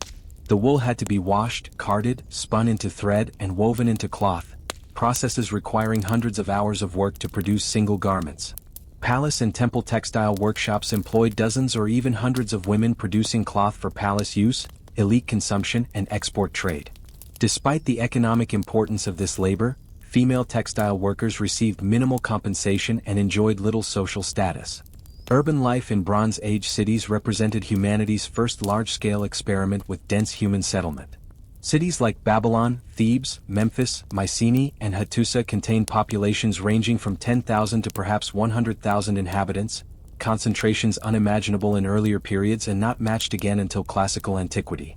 These urban environments created living conditions, social interactions, and cultural possibilities fundamentally different from rural village life that most humans continue to experience. Bronze Age cities were organized into distinct quarters or neighborhoods, often segregated by function or social class. Administrative and religious centers occupied prominent positions, usually elevated or centrally located. Elite residences clustered near palaces or temples, allowing aristocrats easy access to centers of power. Craft workshops and commercial districts bustled with economic activity, the air filled with smoke from furnaces and the sounds of metalworking, carpentry, and pottery production. Lower-class residential areas crowded with small houses built cheek by jowl, lacking the spacious courtyards and gardens that characterized elite homes. Beyond the walls, in many cities, sprawled suburbs where the poorest residents lived in conditions barely better than rural villages. Urban infrastructure in the most developed Bronze Age cities included features that wouldn't be matched until Roman or later periods. Some cities had drainage systems removing wastewater from residential areas. The Harappan cities of the Indus Valley featured covered drains running beneath every street, a level of sanitation planning that disappeared from the Indian subcontinent for over 1,000 years after the Harappan collapse. Street paving in some cities facilitated cart traffic and kept streets cleaner during rains. Public wells or fountains provided water access for residents who lacked private wells. Some cities maintained public granaries that could distribute food during shortages, providing minimal subsistence safety net for urban poor. The sensory experience of Bronze Age urban life would have been overwhelming for rural visitors. Cities were crowded, noisy, and often smelly. The concentration of people, animals, craft production, and inadequate waste disposal created odors that modern visitors would find intolerable. The visual stimulation was equally intense. Markets displaying goods from distant regions, processions celebrating religious festivals, building projects employing hundreds of laborers, the diverse population including people of different ethnicities, languages, and social classes. The soundscape ranged from the calls of merchants hawking wares to the hammering from metalworking shops, from religious chanting in temples to the shouts of workers coordinating construction tasks. Food supply for Bronze Age cities represented administrative challenges that drove developments in agriculture, transportation, and storage technology. A city of 50,000 inhabitants required enormous daily supplies of grain, meat, produce, and other foodstuffs that rural areas had to produce, transport, and deliver reliably. Bronze Age states developed sophisticated systems for taxation in kind, receiving agricultural products from rural populations and redistributing them to urban consumers. Palace and temple complexes maintained massive storage facilities. Magazines filled with enormous ceramic vessels containing grain, oil, wine, and other preserved foods. These stocks provided buffers against harvest failures and enabled administrators to manage urban food supply through price controls and ration distributions. As you settle deeper into restful sleep, picture Bronze Age city streets at dusk, craftsmen closing their workshops, merchants packing away unsold goods, children playing in the last light of day, smoke rising from cooking fires in thousands of homes. Imagine the temple rising above the city, its walls gleaming in the setting sun, priests preparing for evening ceremonies. See the palace in the city's heart, guards at its gates, scribes still working by lamplight in administrative offices. Let these images of Bronze Age urban life lull you toward deeper rest as we prepare to explore how these complex societies interacted through diplomacy and trade, creating an interconnected Bronze Age world system. The Late Bronze Age, roughly 1500 to 1200 BCE, witnessed the emergence of an unprecedented international system connecting the major powers of the ancient world through diplomatic relationships, commercial treaties, and personal correspondence between rulers that established foundations for international law and diplomatic practice. This interconnected world system, sometimes called the Great Powers Club, included Egypt, the Hittite Empire, Mitanni, Assyria, Babylon, and eventually Mycenaean kingdoms in the Aegean. These powers maintained regular diplomatic contact, negotiated treaties establishing spheres of influence, exchanged lavish gifts that demonstrated wealth and power, and arranged royal marriages that created kinship ties binding dynasties together. The Amarna letters, an archive of diplomatic correspondence discovered at the Egyptian site of Amarna, provides our most detailed window into this sophisticated diplomatic world. The Great Powers Club functioned according to implicit rules and shared understandings that regulated relationships between kingdoms. The major powers addressed each other as brothers, claiming equality status regardless of actual power disparities, and exchanged correspondence in Akkadian, which had become the diplomatic lingua franca throughout the Near East. Kings sent ambassadors who enjoyed protected status. Harming an ambassador violated diplomatic norms and could trigger serious consequences. Treaties solemnized by oaths invoking divine witnesses established formal agreements regulating borders, trade and mutual defense obligations. This diplomatic system, while occasionally honored more in breach than observance, represented genuine attempt to manage interstate relations through negotiation rather than constant warfare. The Amarna letters, named after the short-lived Egyptian capital of Akhetaten, modern Amarna, where Pharaoh Akhenaten ruled from 1353 to 1336 BCE, consist of approximately 380 clay tablets containing diplomatic correspondence between Egyptian pharaohs and foreign rulers. Most letters are written in Akkadian cuneiform, though some employ other languages including Hittite, Hurrian, and Canaanite. The letters date primarily from the reigns of Amenhotep III and his son Akhenaten, covering roughly 30 years of diplomatic activity during a period when the international system was particularly active and documented. The correspondence reveals the complex etiquette governing Bronze Age international relations. Letters typically began with elaborate greeting formulas, say to recipient, thus says, sender, may all be well with you, your household, your wives, your sons, your country, your troops, your horses, your chariots, may all be very well. These formulaic openings, while seemingly empty courtesy, served important functions. They established the relationship between correspondents, invoked divine blessing on the recipient, and signaled the sender's good intentions. Deviations from expected formulas could signal displeasure or changing relationship dynamics. Gift exchange formed the economic foundation of Bronze Age international diplomacy.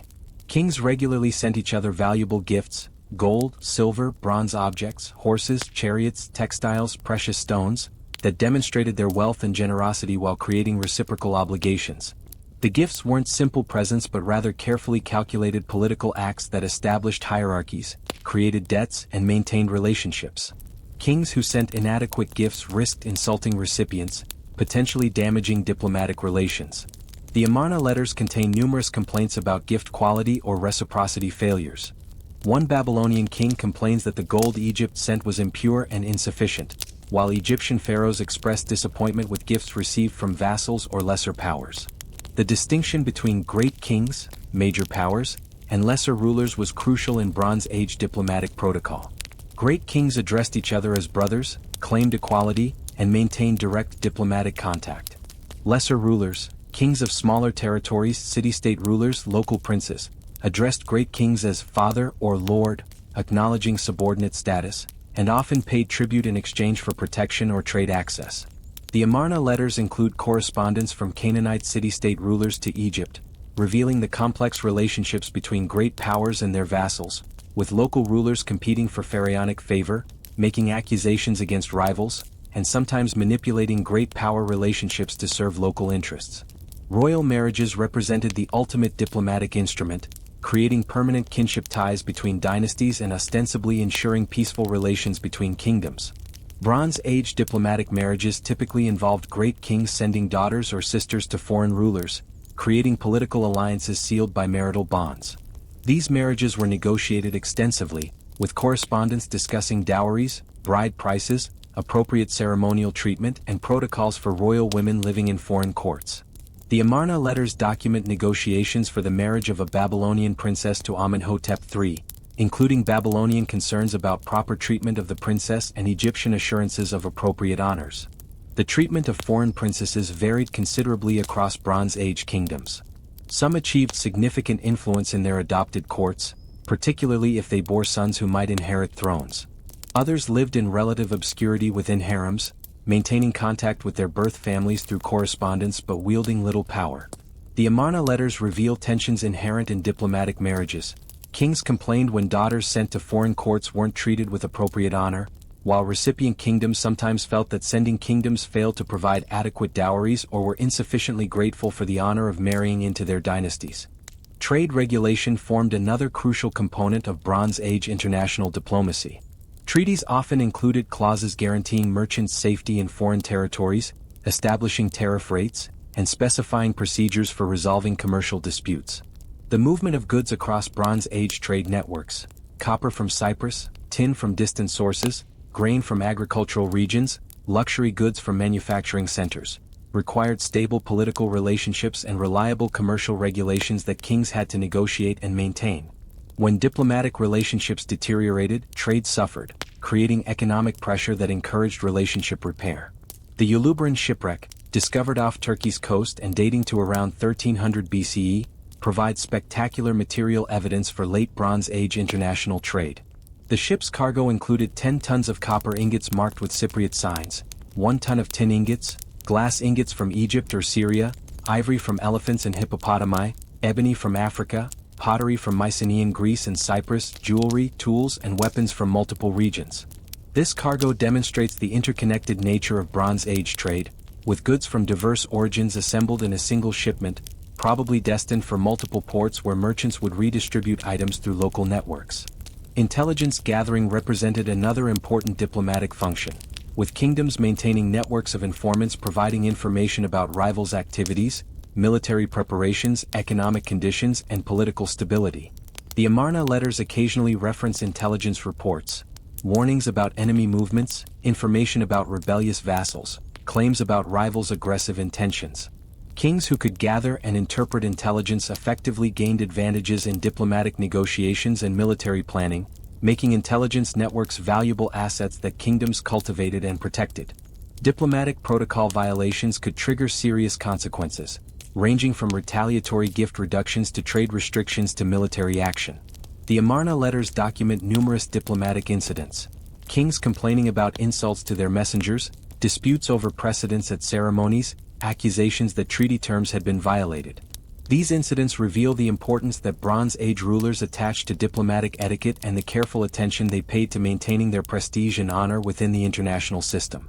A king who tolerated insults risked appearing weak, encouraging rivals to press for additional concessions or vassals to contemplate rebellion. The system of international diplomacy visible in the Amarna Age represented genuine achievement in managing interstate relations, but it also had significant limitations. The diplomatic system functioned primarily among elite rulers and their immediate courts. The vast majority of Bronze Age populations had no direct connection to international diplomacy and were affected by it mainly when diplomatic failures led to warfare that disrupted their lives. The diplomatic system also depended on the continued prosperity and stability of participating kingdoms. When economic or environmental crises undermined state capacity, diplomatic mechanisms proved insufficient to prevent system collapse. The relationship between Egypt and the Hittite Empire exemplifies both the achievements and limitations of Bronze Age diplomacy. These two powers competed for influence over Syria-Palestine throughout the Late Bronze Age, with competition occasionally erupting into direct military conflict. The Battle of Kadesh around 1274 BCE, though militarily inconclusive, exhausted both powers and demonstrated that neither could achieve decisive victory over the other. This military stalemate encouraged serious diplomatic efforts that produced the Treaty of Kadesh around 1259 BCE, establishing borders, creating mutual defense obligations, and arranging extradition procedures for fugitives. The Treaty of Kadesh represents the culmination of Bronze Age diplomatic achievement. The treaty's provisions anticipated modern international law principles: peaceful borders established through negotiation rather than conquest, mutual defense obligations creating collective security, legal procedures for managing disputes, and invocation of divine witnesses to ensure compliance. The treaty was recorded in both Egyptian hieroglyphics and Hittite cuneiform, with copies preserved in both kingdoms, establishing transparency and reducing possibilities for disputes about treaty terms. A diplomatic marriage between the Hittite king's daughter and Ramesses II sealed the treaty, creating kinship ties that reinforced political alliance. The diplomatic correspondence between the Egyptian and Hittite courts during the treaty negotiations and subsequent marriage arrangements reveals the human dimensions of Bronze Age international relations. Letters discuss appropriate ceremonial treatment, exchange pleasantries about health and well-being, make jokes, express frustration with bureaucratic delays, and generally demonstrate that despite cultural differences and language barriers, Bronze Age diplomats were recognizably human in their concerns, ambitions, and frustrations. One Hittite queen's letter to an Egyptian queen complains about the lack of correspondence. "Why, my sister, do you not send any greeting to me? We are sisters." This personal touch, visible throughout diplomatic correspondence, reminds us that international relations were conducted by actual people with emotions, relationships, and concerns that transcended purely political calculations. The diplomatic system of the Late Bronze Age ultimately failed to prevent the collapse that devastated the ancient world around 1200 BCE. The interconnection that had been the system's great strength, facilitating trade, enabling diplomatic problem-solving, creating networks of mutual obligation, became a liability when multiple crises struck simultaneously. As trade networks failed, diplomatic relationships deteriorated. As kingdoms faced internal crises, they withdrew support from allies who needed assistance. The cascade failures that destroyed the Bronze Age world system demonstrated the fragility of interconnected international orders and the difficulty of maintaining diplomatic cooperation during systemic crises. As you sink deeper into sleep's embrace, imagine diplomatic messengers traveling dusty roads between great capitals, carrying clay tablets sealed with royal seals.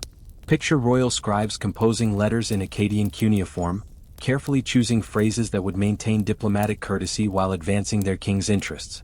See exotic goods from distant lands, lapis lazuli from Afghanistan, amber from the Baltic, ivory from Africa, exchanged as diplomatic gifts, tangible representations of relationships spanning thousands of kilometers. Let these images of Bronze Age international diplomacy guide you toward rest as we prepare to explore the mysterious collapse that ended this sophisticated world system.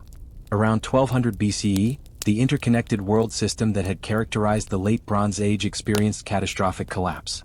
Within the span of perhaps 50 years, the great palace civilizations that had dominated the eastern Mediterranean and Near East for centuries were destroyed or severely disrupted. The Mycenaean palaces of Greece burned and were abandoned. The Hittite Empire disappeared entirely from history, its capital Hattusa destroyed and never reoccupied. Numerous cities throughout the eastern Mediterranean, Ugarit, Troy, various Cypriot settlements, suffered destruction. Trade networks that had connected civilizations from Egypt to Mesopotamia to the Aegean collapsed. Literacy disappeared or was severely reduced in many regions. Population levels declined dramatically. The sophisticated diplomatic system visible in the Amarna Age ceased to function. This catastrophe, known as the Bronze Age collapse, remains one of history's most dramatic and mysterious transformations, its causes still debated and its full implications still being understood. The scale of destruction that marked the Bronze Age collapse varied considerably across different regions. Egypt survived relatively intact, though significantly weakened and never again achieving the power and prosperity it had enjoyed during the New Kingdom. Assyria in northern Mesopotamia weathered the crisis and would eventually expand to dominate the Near East during the Iron Age. Southern Mesopotamia experienced disruption but maintained cultural continuity. Cyprus suffered destruction of many settlements but recovered relatively quickly, becoming an important refuge for displaced populations from the mainland. In contrast, the Mycenaean palaces of Greece never recovered. The palace centers that had organized Mycenaean economy and society were destroyed and abandoned, initiating a Greek Dark Age that would last for centuries. The Hittite Empire disappeared so completely that its very existence was forgotten until modern archaeological discoveries. Understanding what caused this catastrophe has challenged scholars for decades, with various theories proposed and debated. No single explanation appears sufficient.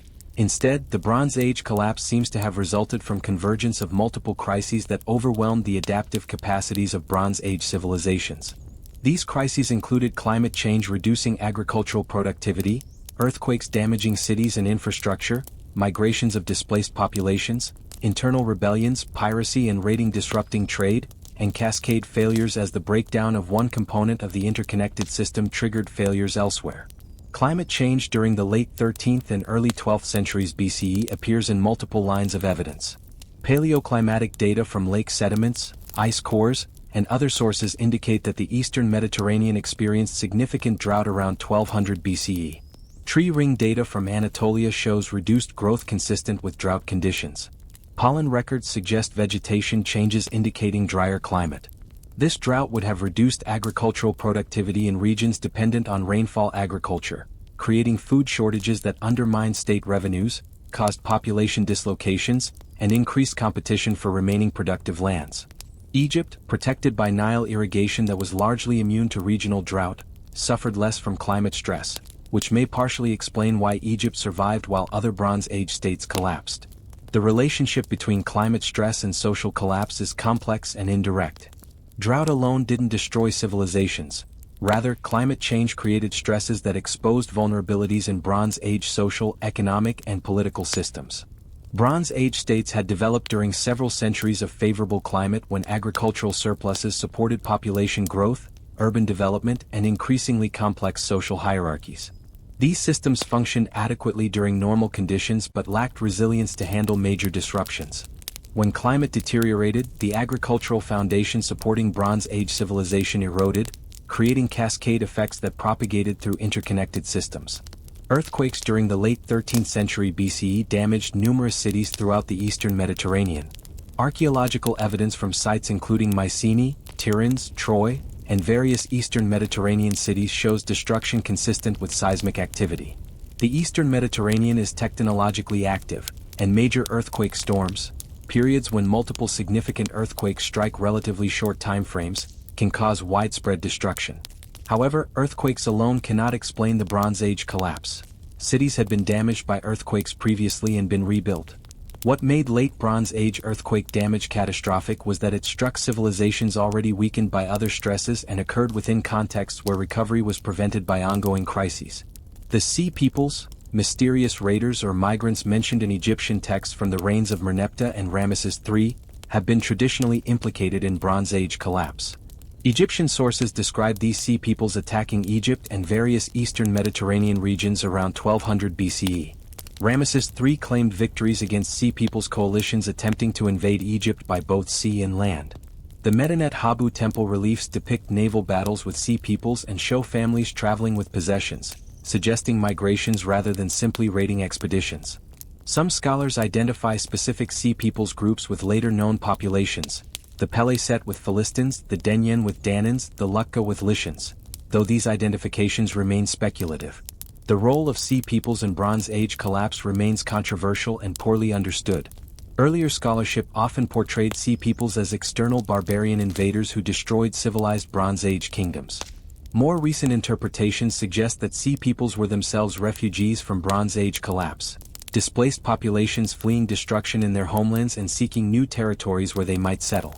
This interpretation better explains the evidence showing families traveling with possessions and the pattern of Sea Peoples' activities, which seem more consistent with desperate refugees seeking new homes than coordinated military campaigns aimed at conquest. Rather than causing Bronze Age collapse, Sea Peoples may have been symptoms of broader crisis affecting multiple populations simultaneously. Systems collapse theory offers perhaps the most compelling framework for understanding Bronze Age collapse. This theory suggests that Bronze Age civilization had become a complex, tightly integrated system in which different components, agricultural production, craft specialization, trade networks, administrative bureaucracies, military organizations, diplomatic relationships, were interdependent and mutually supporting. This integration created efficiencies during normal operations but also created vulnerabilities. When multiple components experienced stress simultaneously, failure in one area propagated through the system, causing cascade failures that rapidly overwhelmed adaptive capacities. The centralized, hierarchical nature of Bronze Age palace economies made them particularly vulnerable to leadership failures or disruptions in administrative functions. The collapse of international trade networks had devastating consequences for Bronze Age civilizations that had specialized their economies around exchanging local products for imported goods. Cyprus specialized in copper production, exchanging copper for food, tin, and manufactured goods from other regions. When trade networks collapsed, Cyprus suddenly faced shortages of essential commodities it could no longer obtain through exchange. Similar problems affected other specialized economies throughout the Bronze Age world. The tin supply that bronze production required came from distant sources through complex, multi-stage trade networks vulnerable to disruption at multiple points. When tin supplies failed, bronze production became difficult or impossible, undermining the metal technology on which Bronze Age civilization was built. The administrative collapse that affected Mycenaean Greece illustrates how quickly complex palace systems could fail. Mycenaean palaces controlled elaborate redistributive economies managed through bureaucratic systems documented in linear B tablets. These systems depended on literate administrators tracking inputs and outputs, allocating resources and coordinating specialized production across diverse sectors. When palaces burned, the administrative systems they housed disappeared, taking with them the organizational capacity that made complex economic specialization possible. Without palace coordination, the specialized craftsmen, merchants, and administrators who depended on palace systems lost their livelihoods and either died, fled, or reverted to subsistence agriculture, causing dramatic declines in economic sophistication and population. Internal rebellions and class conflicts may have contributed to Bronze Age collapse by weakening states from within. The rigid social hierarchies of Bronze Age civilization created resentments among exploited lower classes who bore heavy tax burdens and labor obligations while elites enjoyed enormous wealth and privileges.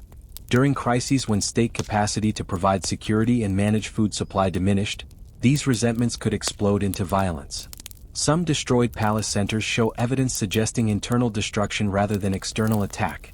Valuable objects left unlooted, destruction patterns inconsistent with siege warfare, fire started simultaneously in multiple palace locations.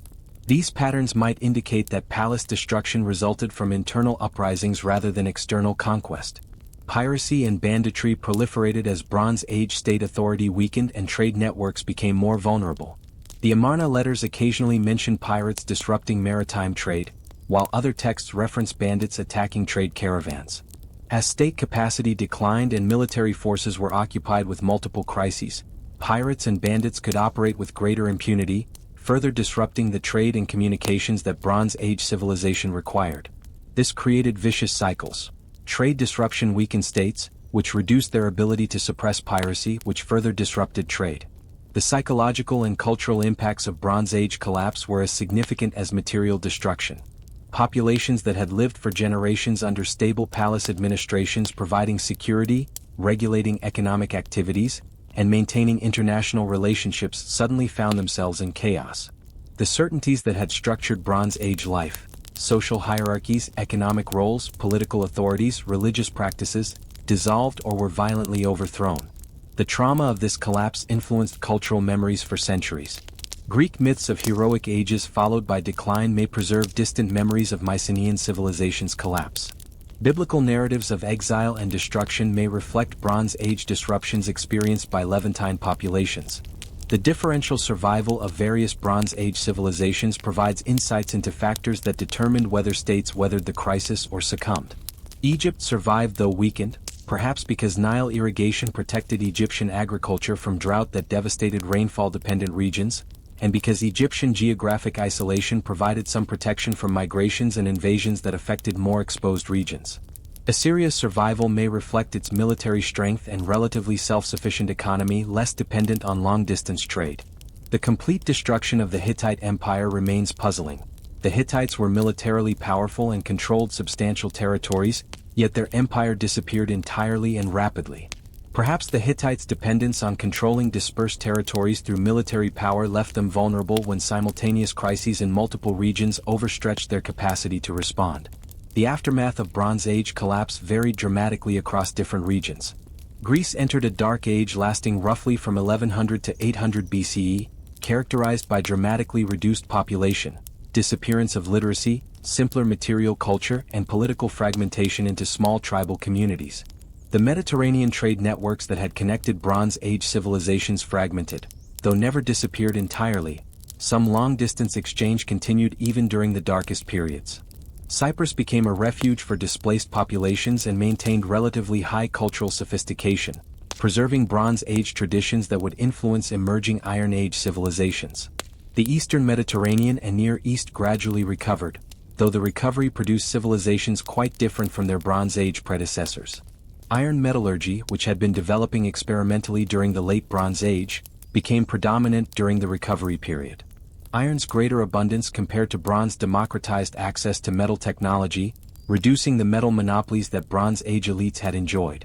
The alphabet, which emerged in the Levant probably during the transition from Bronze to Iron Age, simplified writing compared to cuneiform and hieroglyphics, making literacy more accessible and reducing scribes' monopoly on written communication. These technological and social changes transformed post-Bronze Age societies in ways that made simple restoration of Bronze Age systems impossible. Understanding Bronze Age collapse remains important not merely for historical interest but because it illuminates vulnerabilities inherent in complex, interconnected civilizations. The Bronze Age world system collapsed when multiple crises struck simultaneously, overwhelming adaptive capacities of even sophisticated civilizations. Modern civilization, far more complex and interconnected than Bronze Age systems, faces analogous vulnerabilities to cascade failures from climate change, resource depletion, economic disruption, or political instability. The Bronze Age collapse warns that complexity and interconnection, while creating efficiencies during normal operations, also create fragilities during crises. The centuries required for recovery from Bronze Age collapse demonstrate that rebuilding after systemic collapse is extraordinarily difficult and that preventing collapse is far preferable to managing its aftermath. As you drift toward the deepest stages of sleep, imagine the final days of Bronze Age civilization. Palace officials desperately trying to manage cascading crises, merchants finding trade routes closed and markets empty, farmers watching crops fail in drought, refugees fleeing destroyed cities seeking safety anywhere they might find it. Then imagine the slow recovery, generations gradually rebuilding on ruins, adapting to new conditions, creating civilizations that learned from Bronze Age achievements while avoiding its vulnerabilities. Let these images of collapse and recovery accompany you into deep restorative sleep, knowing that human resilience has allowed recovery from even the most catastrophic civilizational failures. As you rest in the deepest comfort of sleep, let's reflect briefly on this remarkable journey through the Bronze Age, a millennium during which metal technology enabled humanity's first great civilizations. From the initial discovery of tin-bronze alloy around 3300 BCE to the mysterious collapse that ended the Bronze Age world system around 1200 BCE, we've witnessed transformations that established patterns persisting throughout subsequent history. The Bronze Age gave us the first territorial empires, Sargon's Akkadian conquests, the Hittite kingdom, Egypt's imperial expansion. These empires pioneered administrative techniques, military organizations, and diplomatic practices that influenced all subsequent empire building. The Bronze Age developed writing systems that enabled complex administration, preserved literature and law, and allowed long-distance communication between rulers separated by thousands of kilometers. The legal codes of Hammurabi, the diplomatic correspondence of the Amarna letters, the administrative records from Mycenaean palaces. These written texts transformed governance and made possible the coordinated activities required for managing complex societies. Bronze Age civilization established social hierarchies that would characterize human societies for millennia, distinctions between rulers and ruled, free and enslaved, literate and illiterate, urban and rural. These hierarchies were unjust by modern standards, creating enormous suffering for the vast majority who lived as peasants or slaves. Yet they also enabled the specialization and resource concentration that made possible architectural marvels like pyramids and palaces, artistic achievements preserved in museums worldwide, and technological innovations that advanced human capabilities. The military revolution that bronze weapons enabled transformed warfare from relatively small-scale conflicts between rival communities into organized campaigns involving thousands of soldiers, sophisticated tactics, and devastating destructiveness. Bronze Age warfare established patterns, professional armies, chariot aristocracies, fortification systems, that influenced military organization throughout ancient and medieval periods. The social consequences of military specialization, particularly the creation of warrior elites who monopolized the most effective military technologies, shaped political structures across the Bronze Age world. The international system visible during the Late Bronze Age represented unprecedented achievement in managing relationships between independent powers through diplomatic negotiation rather than constant warfare. The Great Powers Club, for all its limitations, established protocols for diplomatic correspondence, treaty-making and conflict resolution that anticipated modern international relations. The collapse of this system around 1200 BCE demonstrated both the achievements Bronze Age diplomacy had accomplished and the system's ultimate fragility when confronted with multiple simultaneous crises. The Bronze Age collapse that ended our journey tonight reminds us that even sophisticated civilizations are vulnerable to systemic failures when multiple stresses converge. The centuries of recovery required after Bronze Age collapse emphasize how precious civilizational achievements are and how difficult rebuilding becomes after collapse. Yet recovery did eventually occur, producing Iron Age civilizations that learned from Bronze Age achievements while developing new social forms and technologies appropriate to changed conditions. Rest now in the peaceful knowledge that human societies have repeatedly demonstrated remarkable resilience, rebuilding after catastrophes and creating new civilizations from the ruins of old. The Bronze Age, with all its achievements and failures, its beauty and brutality, established foundations for everything that followed. Sleep deeply and wake refreshed, carrying with you new understanding of how bronze technology forged the ancient world and created patterns still visible in our modern civilization. Thank you for joining this journey through the Bronze Age. May your sleep be peaceful and your dreams pleasant.